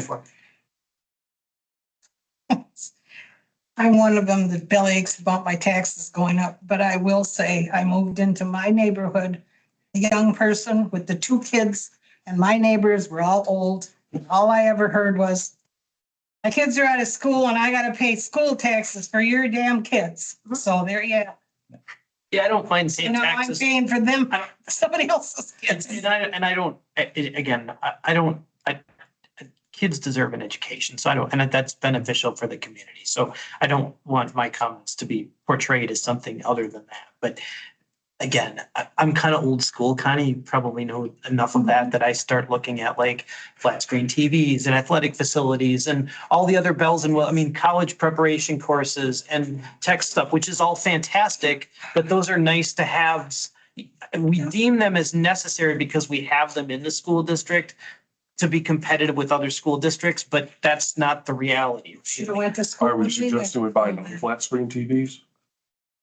Why do we even need TVs in the Oh school? my gosh, do you know how much they get taught on those things? Yeah, 95%. Well, but that's, Ability to share Well- schooling across districts is Across money the saver. world. I mean, so I think, again, so much of the frustration a lot of us have, right? Sure. Nobody wants to pay taxes, right? No. But tell me why do I have to pay this amount of money for my property tax? Because the rules are set up the way that this is how schools are funded. sure. This is the rate that the state charges for their state income tax. And for whatever reason, they decided that they were going to accumulate this big pool of money and then hold on to it for a while. So those are also things that go Sure. into the frustrations people have with funding Yeah. school property taxes, right? I mean, imagine if we ran the fire department, people walked in, looked at the fire truck and said, I don't know what that is. We don't need it. I don't know what this is for, because they're not firemen, they don't know. No, I don't think that. Well, and the other thing is that you have to take a look at the other side of the equation. So you have the equalized value of a property, right? We don't have control of that. So if you see huge increases, which we have seen over the last 3-4 years in property values, you could drop a mill rate and still have an increase in your taxes because the amount is higher. So you have to take a look at all aspects. Yes, I'm sorry. That's okay. So just in the T, that Ian is more right or something changes. Sure. Would you have a way to post it to let us know that that's changing versus what your projection is before the actual record? Yeah, absolutely. And that's all online. We try to update it as much as we can. We ran all these numbers that Ian is talking about through Baird, who is our advisor. And this is how, we know that it's accurate going forward as much as it can be. When I say accurate, well, there's a lot of assumptions that are in there. We're assuming different funding sources. Those You know, you are getting $1 million right now Mhm. forever.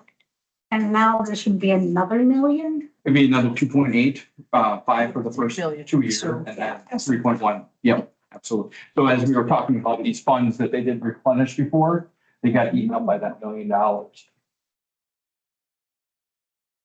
It's really a lot. I mean, I wish, it's okay if I wasn't retired, sure, no, and but this kills me. yeah, I get it. And we take a look at it. I live in Oregon, the same thing happens. I mean, you take a look at, half the districts in the state and they're going, so I wish I could say, hey, this is our problem here. And it's not, it's more of a state issue. Just for school and for total. You're absolutely right. But Mr. Fair, I think the main thing that you have got to realize, Mhm. we're looking at people that are working. Mhm. They may have 1 or 2 jobs, but they're working. Sure. And then you've got this group over here that can't work or are too old to work. Yep, And where do they get their money from? you're absolutely right. And It's a that's broken system, right? I wish that I had an a terrible answer. broken system. Yeah. And I mean, the last referendum was reoccurring. I mean, any chance of you guys getting rid of that one at least, if you're gonna put 3 million in? Well, basically, what it would come down to is if the state changed its funding in the next few years, we wouldn't need to take as much of that $2.85 million. But it's something we can't say we won't take because we don't know what the state's going to do.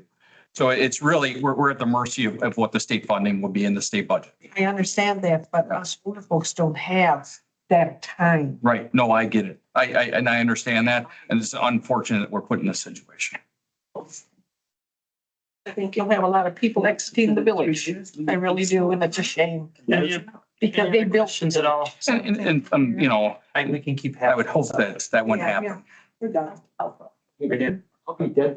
Well, I don't want to be dead before we get. Selflessly. Thanks, Eric. No problem. Thank you for taking the time. Okay. Thank you for coming. So next on the agenda is discuss and consider planning services. So Gabe. Yeah, so we met, a while back, as we do our annual evals estimates. And it was kind of made clear that we don't necessarily aren't fans of our current village planner from GEC. And so the staff, especially as we're starting to grow a lot, we're gonna need use of this person quite a bit. I'm requesting either 1 or 2 options. So option 1 is the external route. If you would prefer to continue to have a consultant do this work, the RFP is attached. We could release it.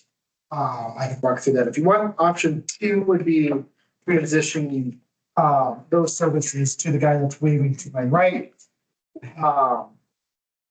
Ian will take over the zoning administrator. I'm still the community development director. Community development still goes through me, but Ian will handle more of the zoning, making sure the processes goes through straight, working with people once they've gotten in, the system, that kind of things. What questions do you have off the bat, and I can dive in, or Ian can share?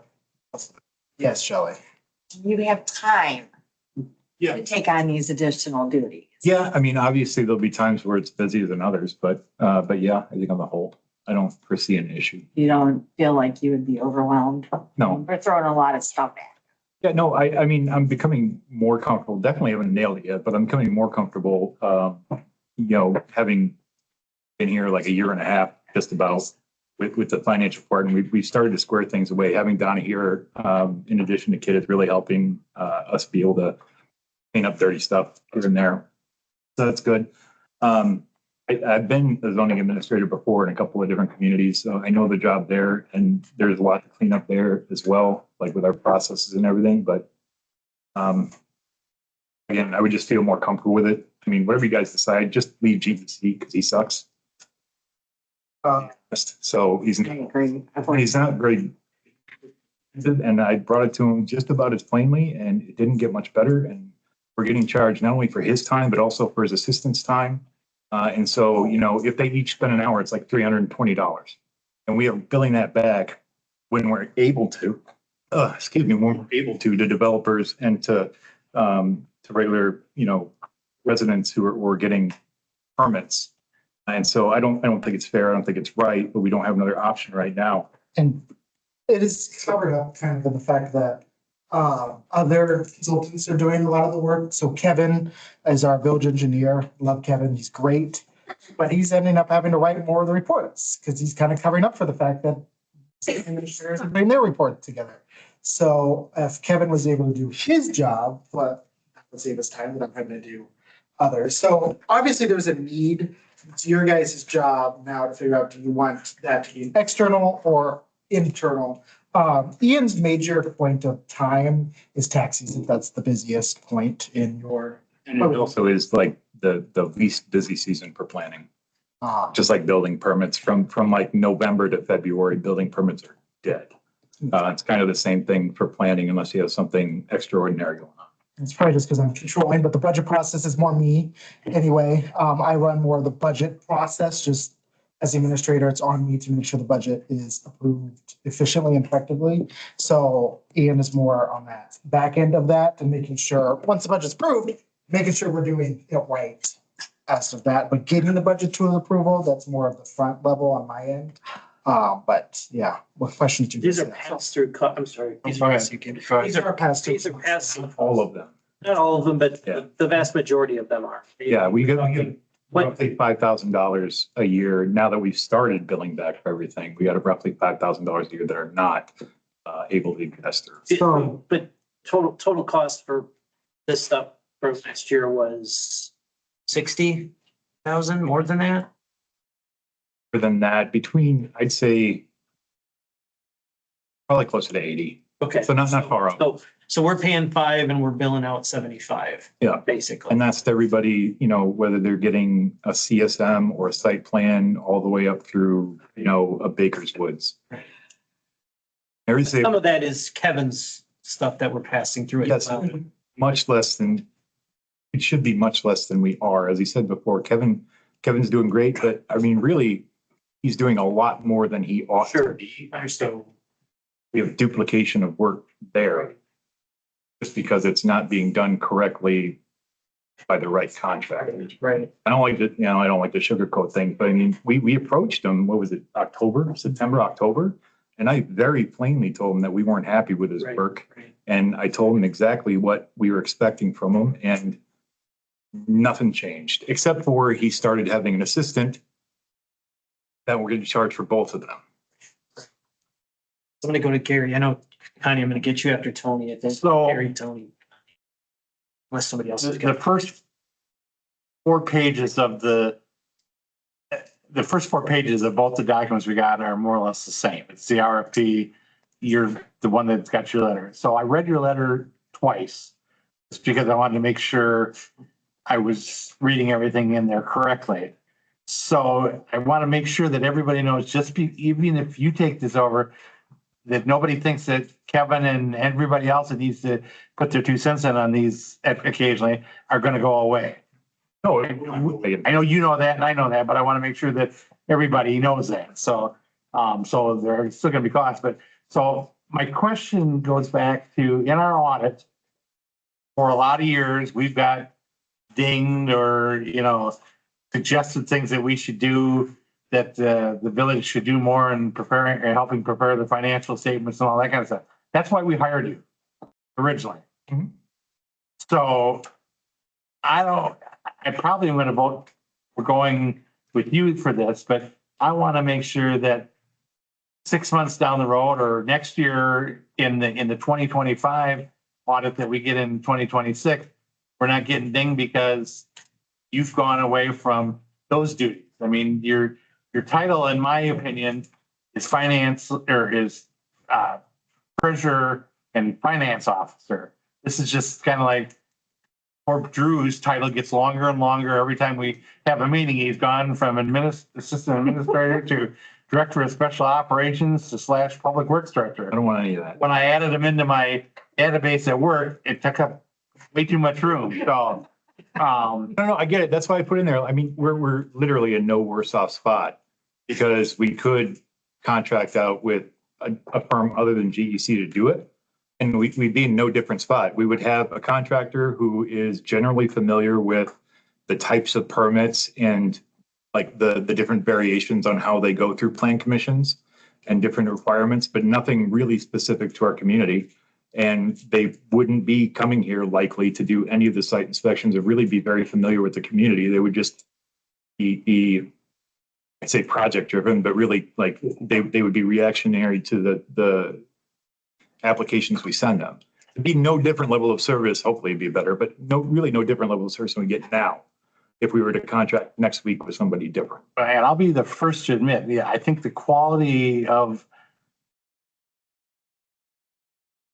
whatever we're getting from GC. When I first got on the board, we had a retired regional planning commissioner that did all this stuff, and then he finally decided to retire. So, like I said, I don't have an issue necessarily with going this route, but except my concern, kind of like what Shelley said, is are you going to have enough time to do your finance and financial director and treasurer duties and these duties at the same time? Because I sit on the plan commission, so I get to read those reports, whether it be GEC or you or whoever sends to us for every item that comes up. So just my 2 cents. Right. To Gary's point, if you're taking over these duties, will we continue to have all the checks and balances that we need in place?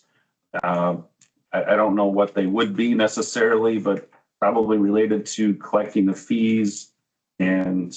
Yeah, so there's do all that already. something we get dinged on in the audit, and we're going to get dinged on the audit every single year, no matter what, is going to be the separation of duties. Yeah, and that's not That's not going to change. It's the same. I mean, if we had 2 more people doing finance things, it would be the same. We get dinged for it. Because there's not, at least 2 checks on every single transaction or entry or anything like that, just because we're a small shop. And that's not the point I was making. Like you said, we're gonna ding, we've been dinged on I that. just don't want another ding. Yeah, we've No, been dinged you're for not 30 talking about years. ding. What you're talking about is the compilation of information Yes. that goes to the audit, because we actually save about 30 or 40 grand on the audit by compiling information for them Yes. to complete the audit. Yes. That's not on the audit, that's the structure of the audit Right. that you're talking. So. Tony, did you have? I was just going to ask, getting rid of GHC for the planner, does that get rid of the building inspector then too? No, it's à la carte. So we can keep billing inspection services. We don't have like a formal contract for, tying them together or anything like that. And building inspector, since we had that last conversation, has stepped up their game. I'm a little bit more pleased on it. They've also transitioned us to their digital,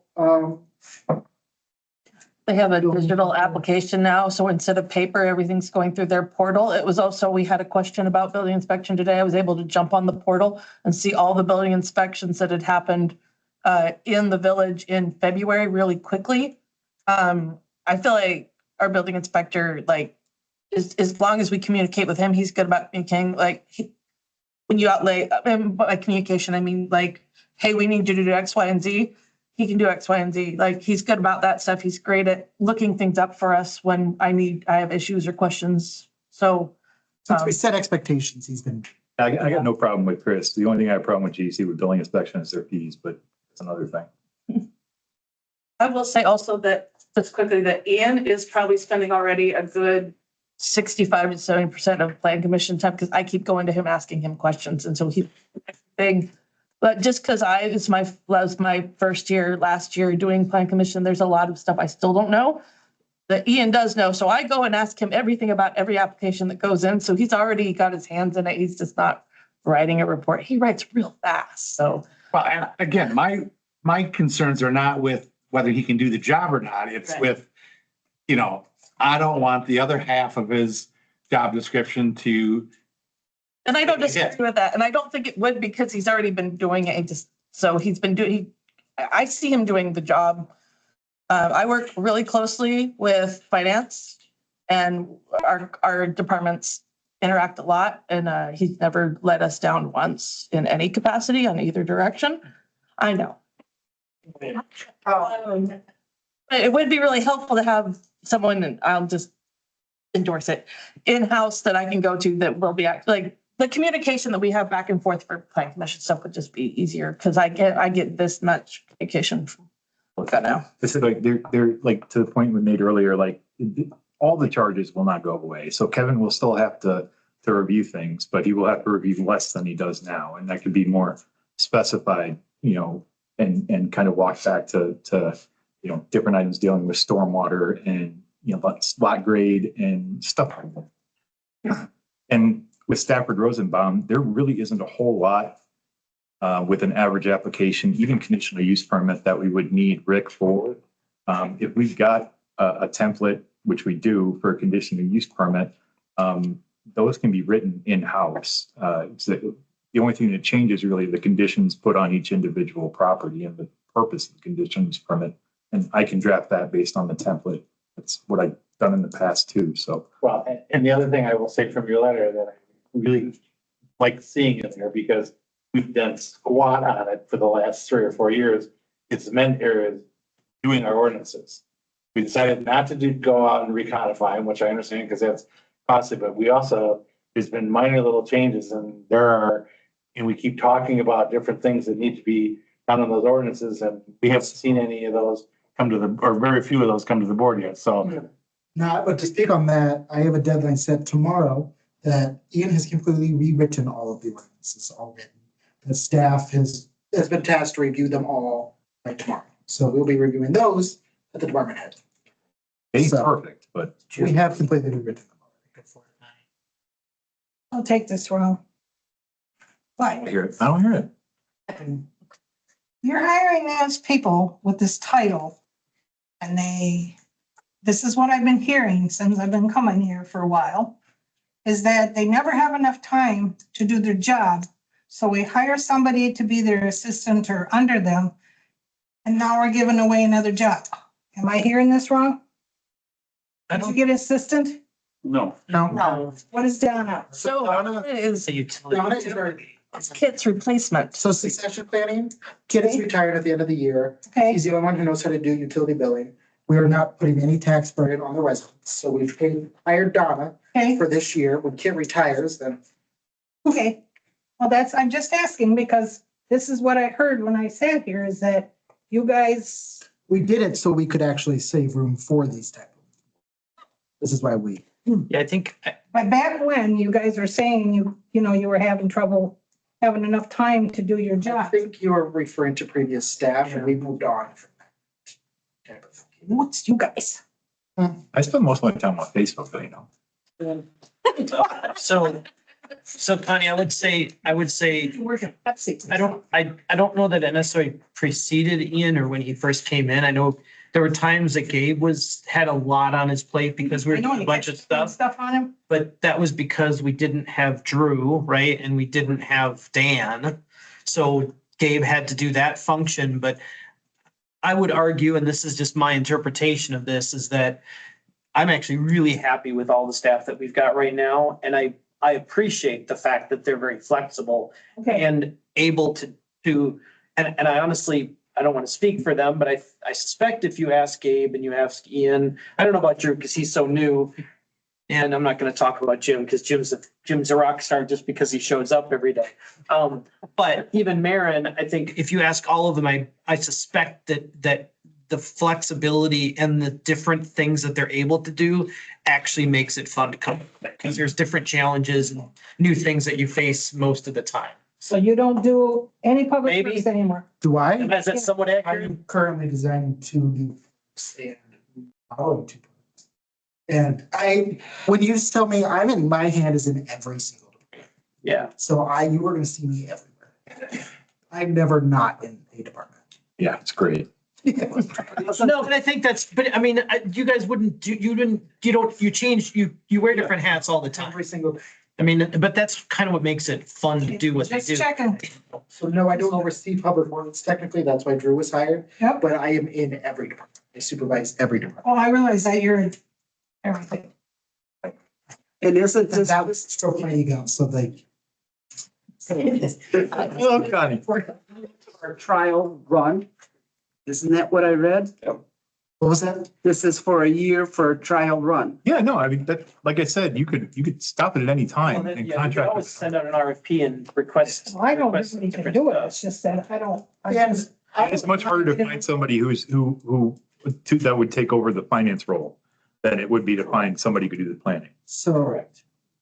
I will Michelle, tell just that want to make sure you can do this. this was not an easy sell for me either. I think I went back and forth with Dean 20 times. And like, I think I changed my mind with Drew at our conference last week 20 more times. Like was not a easy decision or recommendation for us. Thanks for the vote of confidence. No, it had to do with No, but I that. don't Like, think it's a permanent I thing. share guess the same- My point is, we can, like, Ian could be here next month and say, this is way too much, or I really hate doing this, it doesn't work. And then we send out an RFP and we get somebody else to come in and do it. Like, I don't think that's it. Where I'm more concerned, I think, and this is probably more direct with residents, because I think the zoning part of it and doing projects and stuff like that, I actually like, because you're going to be more embedded in knowing all the details of all the stuff, so that we don't get in the problem that we had a couple years ago that you did a rock star job of cleaning up, which is, have we sent out billing? Have we done all of this stuff? Have we done all of that? You'll know the stuff because you'll be intimately familiar with what the agreements say and all that stuff works, right? Sorry, I'm just way too many rock stars out here. Well, no, it's true though. Like, We have a lot of rock Ian stars. in the last couple of years has collected a couple $100,000 in fees that we just didn't bill for. We had a $700,000 turnaround in our business. Once he's available for questions for the community. Correct. Yes, And absolutely.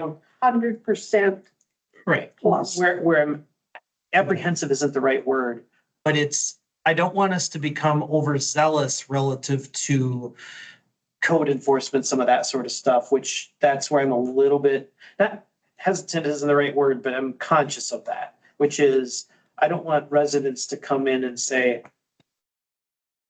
now you're paying attention to how long my grass is, right? And that never happened before. Some of that stuff needs to happen, but that's, So did yeah, point it to Jim. That's the wrong answer to the question. You guys have to appoint somebody to look at the grass lines. Code enforcement in here? No, because Doing it. Ian's doing that more of the day-to-day stuff, but now that we have a police chief, if you haven't heard, Chris, You're just is- jealous because you're not getting any cupcakes. I am, I'm actually. I don't know why they didn't bring some over here. That's rude. It's all right. I want to make a motion here that we change, or that we terminate our contract with GEC for zoning administrator duties and add the title of zoning administrator to the hell is this title now? Finance director / treasurer. All right, I'll second it. Yeah, your nameplate. Okay. I was just gonna set the one we have. It's a zoning administrator. Next to it. Wow. So we've got a motion by Gary, got a motion by, Down. motion by Gary, seconded by Maxine to terminate our contract with DEC as it relates to Zoning. zoning. Yeah, and I'd like to amend my motion to include that this be reviewed in 12 months, see how it's working. Okay, so I'm gonna do that. Does anybody have any objection to the amendment? No. Okay, then we don't have to vote on Can, that. my only stipulation, can you do instead of 12 months exactly to review in the 2027 budget cycle? That will allow, because that way if we don't do it exactly in March, we technically failed your Does anybody have any Well, objection it'd to be the- reviewing it in the 2027 budget cycle? So is it 2027 or 2026? Because So it would be it's a 2026 year, but we're reviewing it for the 27 Okay. budget. Because we're in the 2026 budget cycle now. That's the only, because if we technically do that and we don't do it in March. Sometime after this time. That's fine. Does anybody have any objection to making that change? Okay, so we've got a motion by Gary, seconded by Maxine, to terminate the contract GEC as it relates to zoning and adding that title or responsibility to Ian's role effective immediately. Yep. To be reviewed sometime during the 2027 financial budget cycle. There we go. Votes anyway. I got it on video. We're great. That's it. Nailed it. Yeah. Any further discussion on that? Somebody tell Judy I'm not asking for any more money. you made that ask. Your letter a couple Yes, times. yeah. That's why I put it in there a couple times. You're gonna ask. Appreciate that, Ian. We'll get them, Ian. So who will be our enforcement though? Code enforcement, really, that's a conversation you're gonna need to have with Chris on that kind of route, so. I think it probably end up being a little bit of both. Because Ian does not have the statutory ability to cite. The police department has that route, so it really needs to be more on them. But if he finds something, like, so it's gonna be a partnership. Neighbors. So, I mean, it depends on how you define code enforcement. If it's, the grass is too tall, that's Jim. Jim takes care of that. But if it's, when those several years that we had, our current zoning administrator's predecessor, and we put $5,000 in the budget and they divided the town into quadrants and went around, that's a whole nother animal, that is. So, so that discussion needs to be had, you know. I think for Tony, that's probably a good conversation. Yes, Please. that's where it's actually coming up. Is it? Yes. Good. Something will be done with down the street. And that's more your committee with CDA. Done with down the street, talking on the corner. Okay, but that's codes. No, I've already issued, or, I've issued a couple notices already and, PD has followed up and issued a couple of citations. Thank you. For a couple of things, but the larger problem is kind of the ongoing status of the building. Okay. And that's my point, that we need to figure out what that process is and who's gonna do what. Yeah. And, you know, so that we're all on the same page, because again, we've been kind of lax in that area the last 4 or 5 years, so. 10 years. And again, I realize we've got a lot of staff turnover. but- Bring us back to the motion a little bit, because I think we're talking about other stuff. So we've got a motion by Gary, seconded by Maxine. All in favor? Aye. Opposed? That carries. Congratulations, Ian. Do not let him write an email. Hey, we throw math cards again. So Ian, Okay, we the other hat on, is we are now going to talk about discuss and consider 2024 budget to actuals. Before Ian goes in there, Okay. we have the audit that's coming up, but I do want to say, like, we did a pretty dang good job. Obviously, there's some areas that are high, some areas that are low and all that kind of stuff, but I don't think we are stating this enough. A turnaround for the undesignated fund is like unprecedented. Baker Tilly was talking to me at the conference. Our auditors, Brian and Kay, or our financial advisors, Brian and Kayla, were like, what happened? Like, this is unprecedented. So like, when Jeff's made a comment, like, staff is doing a great job, like, I'm gonna echo that. Like, that was a huge turnaround. So don't underestimate that.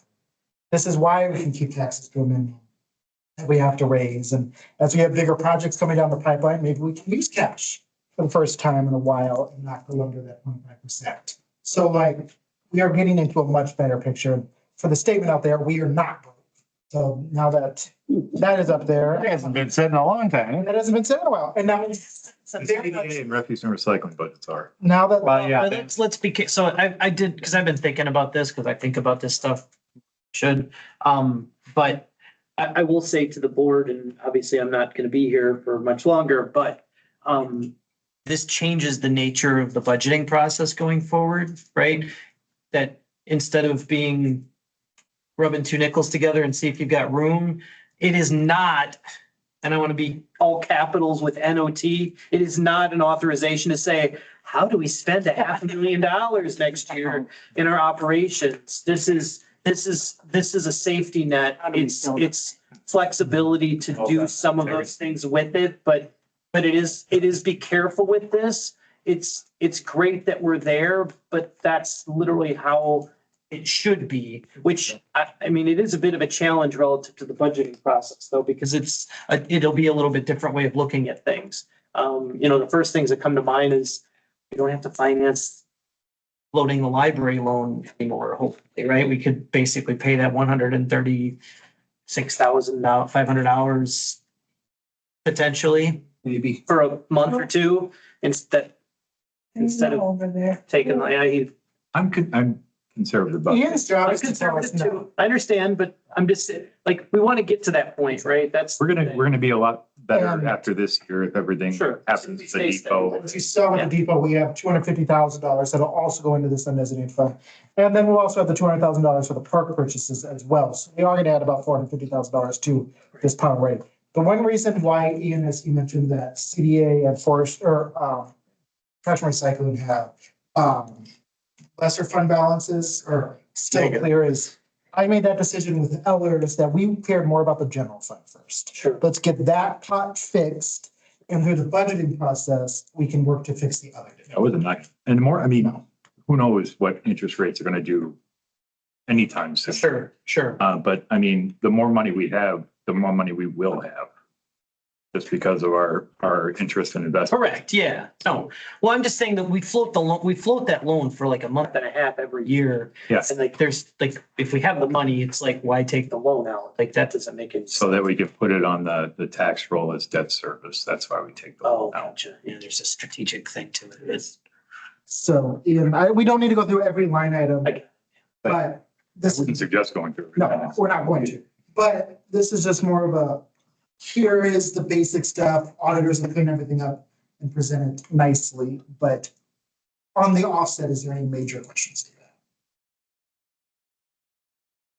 So are you saying we're 500,000 to the good? correct. Yes. In the general. I think it's somewhere around 500. Yeah, so We don't know 2 that years, officially. so 2 years ago, when I started on the board, we were negative 200, just 189,000, I think it was. And last year we were positive 5,000. We're now positive 531,000 or something like that. Good job. So, there you go, Ian. You can hate me now. What? You can hate me now. Did you know? Eight. Say, I think that's a lot of the team that we've put together and the changes that were hard changes to make in this building here.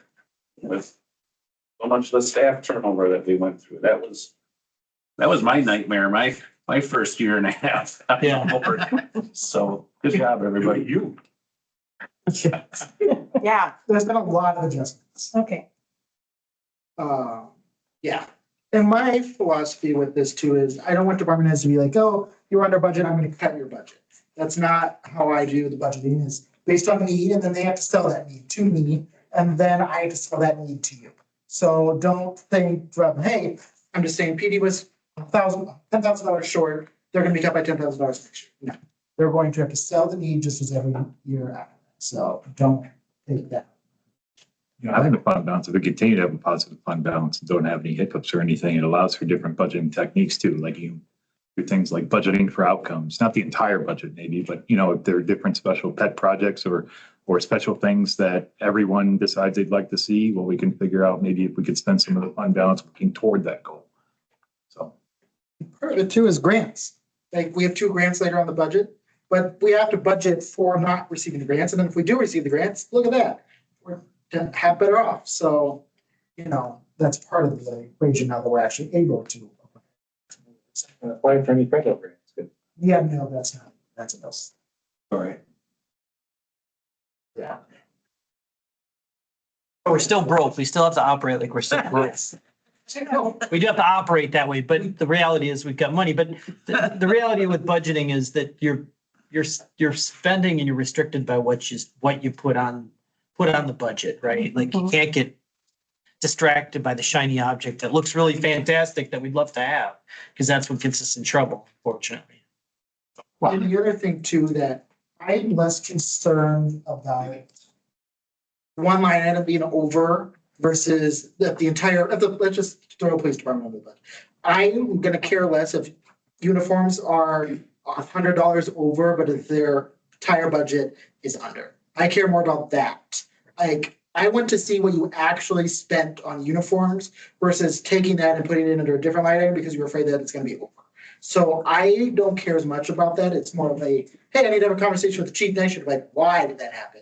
But I am not concerned about a little bit over, a little bit under, as long as their department budget is where it should be. Well, and our budget is no different than the conversation we had for an hour here on this. It's all guesses, it's all estimates, it's all, you know, so, I mean, we do our best every year to come up with those numbers, and then something happens and, you know, so. Something breaks down in the treatment plant, whoop. Yeah. Yeah, but that's also why when the guesses that we're making are estimates with increased amounts, right? Like we're estimating things higher than we expect them to be. And that's the smart way of doing it, so that we do accumulate. I mean, again, we don't want to be in a spot where we've got $1 million sitting in the reserve fund either. But, you know, if it accumulates a little bit, drops a little bit, like that's to be expected. Yeah. Any major questions? If not, the auditors will be here in a couple weeks too. So they're coming at the next meeting? How about you? Are you guys okay with it being at the organizational meeting? That worked for me. Okay. Do those on the board? It's whether I'm here or not. I don't want to hear That's all. That's all.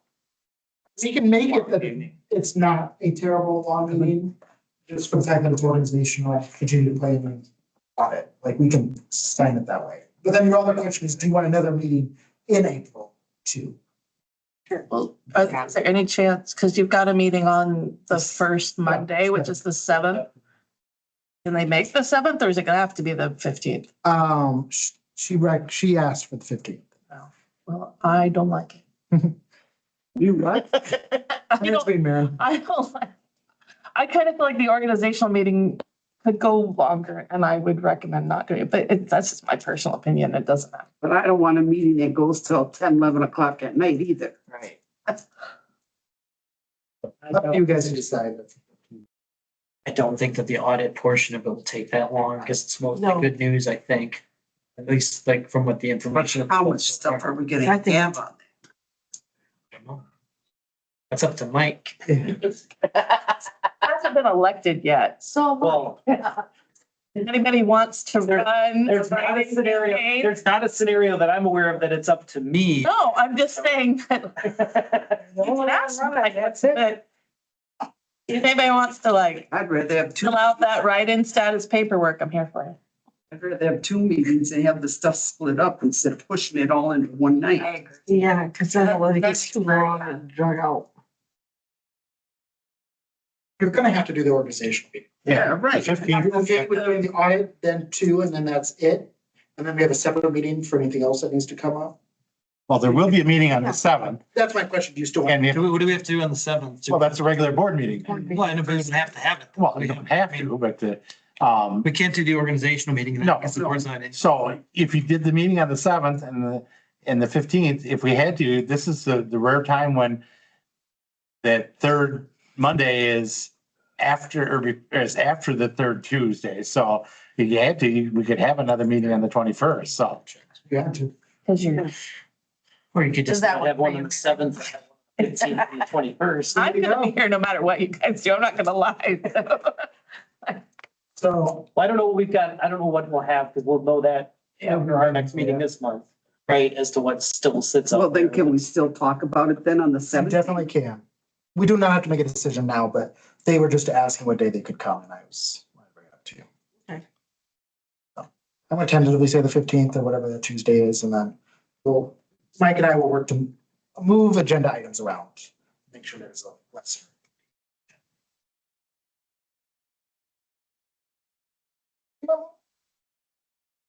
Regret. Yeah, right. You know, Not that. we bad. might. Just got was gonna say, you already had the headache and it's not sitting there. Yeah, right? Thanks. I gotta leave. You're gonna keep the chairs the same way, right? Mike wants to deal with right now, I don't think. I'm looking at him. He's not saying anything. Well, it's because he's got a headache. Yeah, my ears are only half working. So is there anything else we need to talk through about budgets to actuals? Okay, no. So next, we're gonna move on to discuss and consider resolution 2025-02, authorizing Dane County Conservation Fund grant application. Ian. Yeah, so the next two items are very closely tied. So I've been discussing with Dane County Parks and the DNR about their land acquisition grants for the 2 lots on Carolina or whatever, that we're going to purchase and make into parks. Also, these resolutions are the first step, basically authorizing me to apply for the grants. The grant processes go through, I think the deadline for DNR is May 1st. It pays up to 50% of the purchase cost if it's awarded, and then they can run in tandem. So Dane County pays 50% of what's left. So we would basically pay 25% if we got both. So 25 grand instead of 200,000, That's okay. or no, 50,000 instead of. Yeah, 50,000 instead of. I did too much math here, but yeah. I will make a motion to approve the resolution 2025-02, authorizing Dane County Conservation Fund, the fund grant application. I'll second it. Okay, I'm gonna get that one to Maxine. Any further discussion on that? All in favor? Aye, opposed? That carries. And the second one is authorizing DNR application, so I will make a motion to adopt the 2025-03, authorizing the DNR application for outdoor recreation grant. I'll second it. That one to Deb.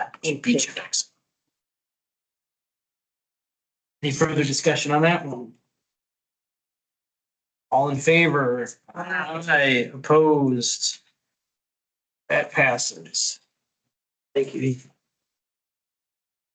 Next is reports from boards, commissions, and committees. Community Development Authority. Mike, anything from February 18th? Did not have quorum, so we couldn't conduct any official business. We did review and look at some proofs for new signs again. So those were well received, I think, and I think we're still waiting on what actual numbers would be, because the place that does the signs, they don't do the masonry work or any of that stuff like before, so have to do some digging on that. Yeah, Do they look similar to the ones before, or are they? Kind of a major change, actually. they're quite a bit different, Okay, but very cool. And we are changing it a bit.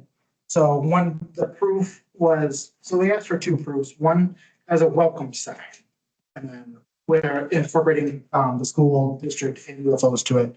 And then the other, and that's more of a horizontal sign. And then each park is also going to have a vertical sign. So the park signs will match the welcome sign. that was the nice thing about the proofs that they gave us. They gave us some different designs, some wide ones, some tall, different shapes, Sure. so that we could use them in different locations. Very Like cool. you've seen. Nice. Very cool. Spaceship and little wildcat come. A spaceship coming out of a wildcat? Oh. Wildcat around. You got it, No, I'm perfectly. That's what you said. Eddie? Oh, boy. I'm going.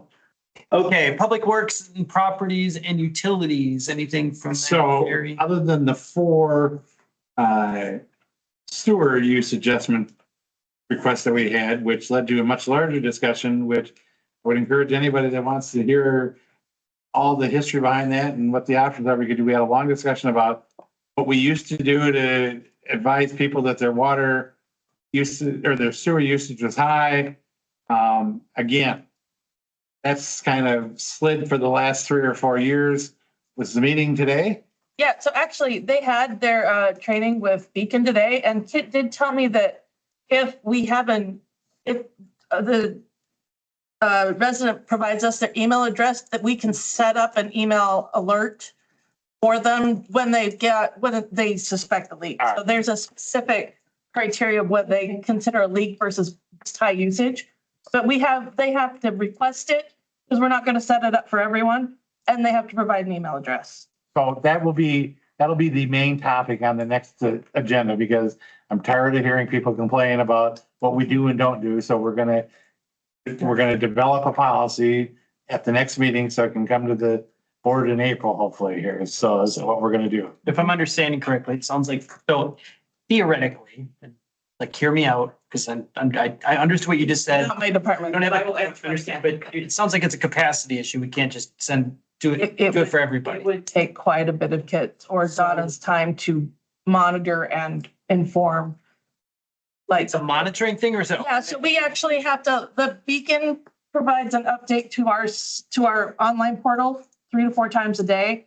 So we would have to monitor the what's on The Beacon. system doesn't generate it on. No, it doesn't. It doesn't generate a report to us. We have to go into the system, look it all up and that kind of stuff. So this, That's the question I was gonna ask. yeah.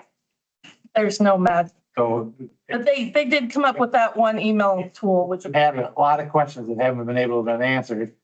I think somebody had enough of that finally and set up this training for today. So, and like I said, the instructions from Public Works Committee to staff was that we are gonna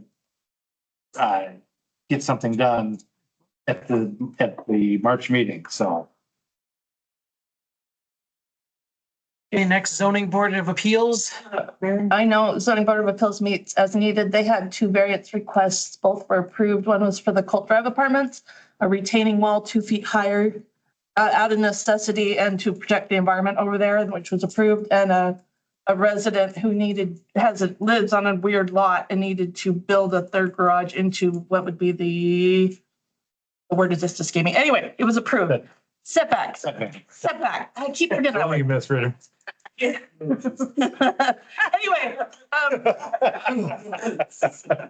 easy, no concerns from zoning board, and they hope to not have to meet again for a long time. News and announcements. Yes, I do. Next year is Belleville's 175th birthday. The community club is here the 125th and the 150th.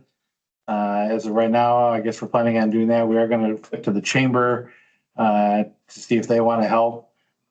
Maybe coming to Arts and Culture Committee. That might be something that we, but again, we try to kind of spread it out throughout the year. So you'll probably be seeing Facebook posts looking for people that would like to serve on the committee. Because for those that you're offering to help, good, Connie, I'll mark you down. Because again, the book used to sit out here. I don't know, from the 150th. I don't know where it went to, but. It's in my office because it's getting a little ragged. Okay, we've done a quilt. We usually do a parade. We do a beard growing contest, which sucks because I can't grow a beard in my life. Depends on it. We do all kinds of different things. So there's a queen usually for the festivities. So again, we're just kind of getting started a little later than we probably wanted to, but so you'll be hearing more of that. Hate to bring this up, but is Andy Zeeley doing something too? Well, that's a good question. Because there's where I said I'd help. He's putting something out about the book. The book that gets done. Okay. Mark did that last time. Okay. And Andy is willing to do that Okay. this time. But nobody's quite sure if he's willing to do just that or if he wants to chair the whole thing. So as of right now, the community club has said that they would take it and run with it. So. And will he follow through with it? Hope so, because I'm doing. That's why I get along with him really well. Yeah, you do. I'm gonna help him. You're not having fun, what you do. Some of you better start growing your beard now. Growing It what? would take me at least that long to, yeah. Game on. What'd you say, Con? Like, sorry, I got a good start. Some of them better start growing their beards I now. can't grow here. That's my problem. Stop. I'm married to a Yeti. Here. I'm not growing it out. If I grow out a beard when I swim, it rubs against my shoulders, rips on my skin. I am hard laughing. It does. Visual. No, it's like if I swim, it's like right there. I get a rash. It's true. I do on my shoulder. Is that of? It's on the, I'm not it's on the embarrassed. tape. That's fine. I said shoulder and it's. If we were trying to monetize for social media, that would be the clip. Only because you're 23 months in and then we could get away with it. Oh, no, I just have this visual of Jeff swimming in his beard. Not a long beard, just like a goatee or something. Just rips into my wetsuits and stuff too. This just got in, just take it. All right. Anyway, Any upcoming community events? Now it's time to go because you're going into whatever. if anybody's interested in seeing the mural stuff, Arts and Culture's doing that on Thursday and they're talking with the artist. So Thursday when? 6 p.m. here at Village Hall. 6 p.m. Thursday. Did you post something out on, I think you said post, is there a play next weekend? So the musical, Is there Oz? yeah, they're doing the Wizard of Oz at the school. I don't have specific details on it because my kids aren't. I think it's the 14th, 15th and 16th. 16th, it is. Yeah. I walked past the room. They So the one state, I believe. What? And oh, yeah. the one state. Yeah. Yep. My neighbor, yeah, Blake, yeah. Blake? The girls are 2 games away from going to state and Okay, and basketball. So that's. You got some leave or something? Ian has some in his office. Could I have 2? You don't make it. Where? You okay? Nice. I'm not gonna give you back the mic. It's right here in my bag. I got one right here. We're good. All right. Okay, any future agenda items that anybody wants to discuss? I have in closed sessions established the negotiation position for Northeast Sanitary Sewer and then the commercial property on TID 3. You guys have to approve an annexation ordinance for the trails. They have submitted a petition for annexation. You guys have to approve the ordinance to approve the annexation. And then Safe Routes to School is done and they're going to present that on the 17th. Oh, good. Yeah, that was one thing I was thinking about dropping on the school district, but We're gonna get that before to look at it? We'll get that on Friday. Okay. This Friday or the Friday before? Huh? Agenda Friday. On 2 weeks. Because I don't think I think we still have to, Kevin is still writing some comments and just last minute additions. Okay. okay, so next is the Village of Belleville. The village board will enter into a closed session pursuant to Wisconsin State Statute 19.85, section 1, subsection E, for the purposes of deliberating or negotiating the purchasing of public properties, investing in public funds, or conducting other specified business whenever competitive bargaining reasons require a closed session. The village board may reconvene into open session and take action on the subject matter discussed in closed session, and this is related to establishing negotiating position regarding the Belleville Fire and EMS contract. Do I have a motion? I'll move we. They're close. Gary and seconded by Shelley. Take one of that. Roll call for this. Trustee Bannon. Yep. Trustee Eichelkraut.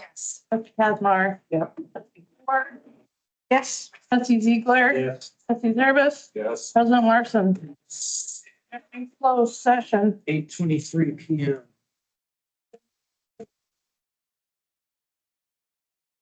Just turn the video and the microphone off there for me.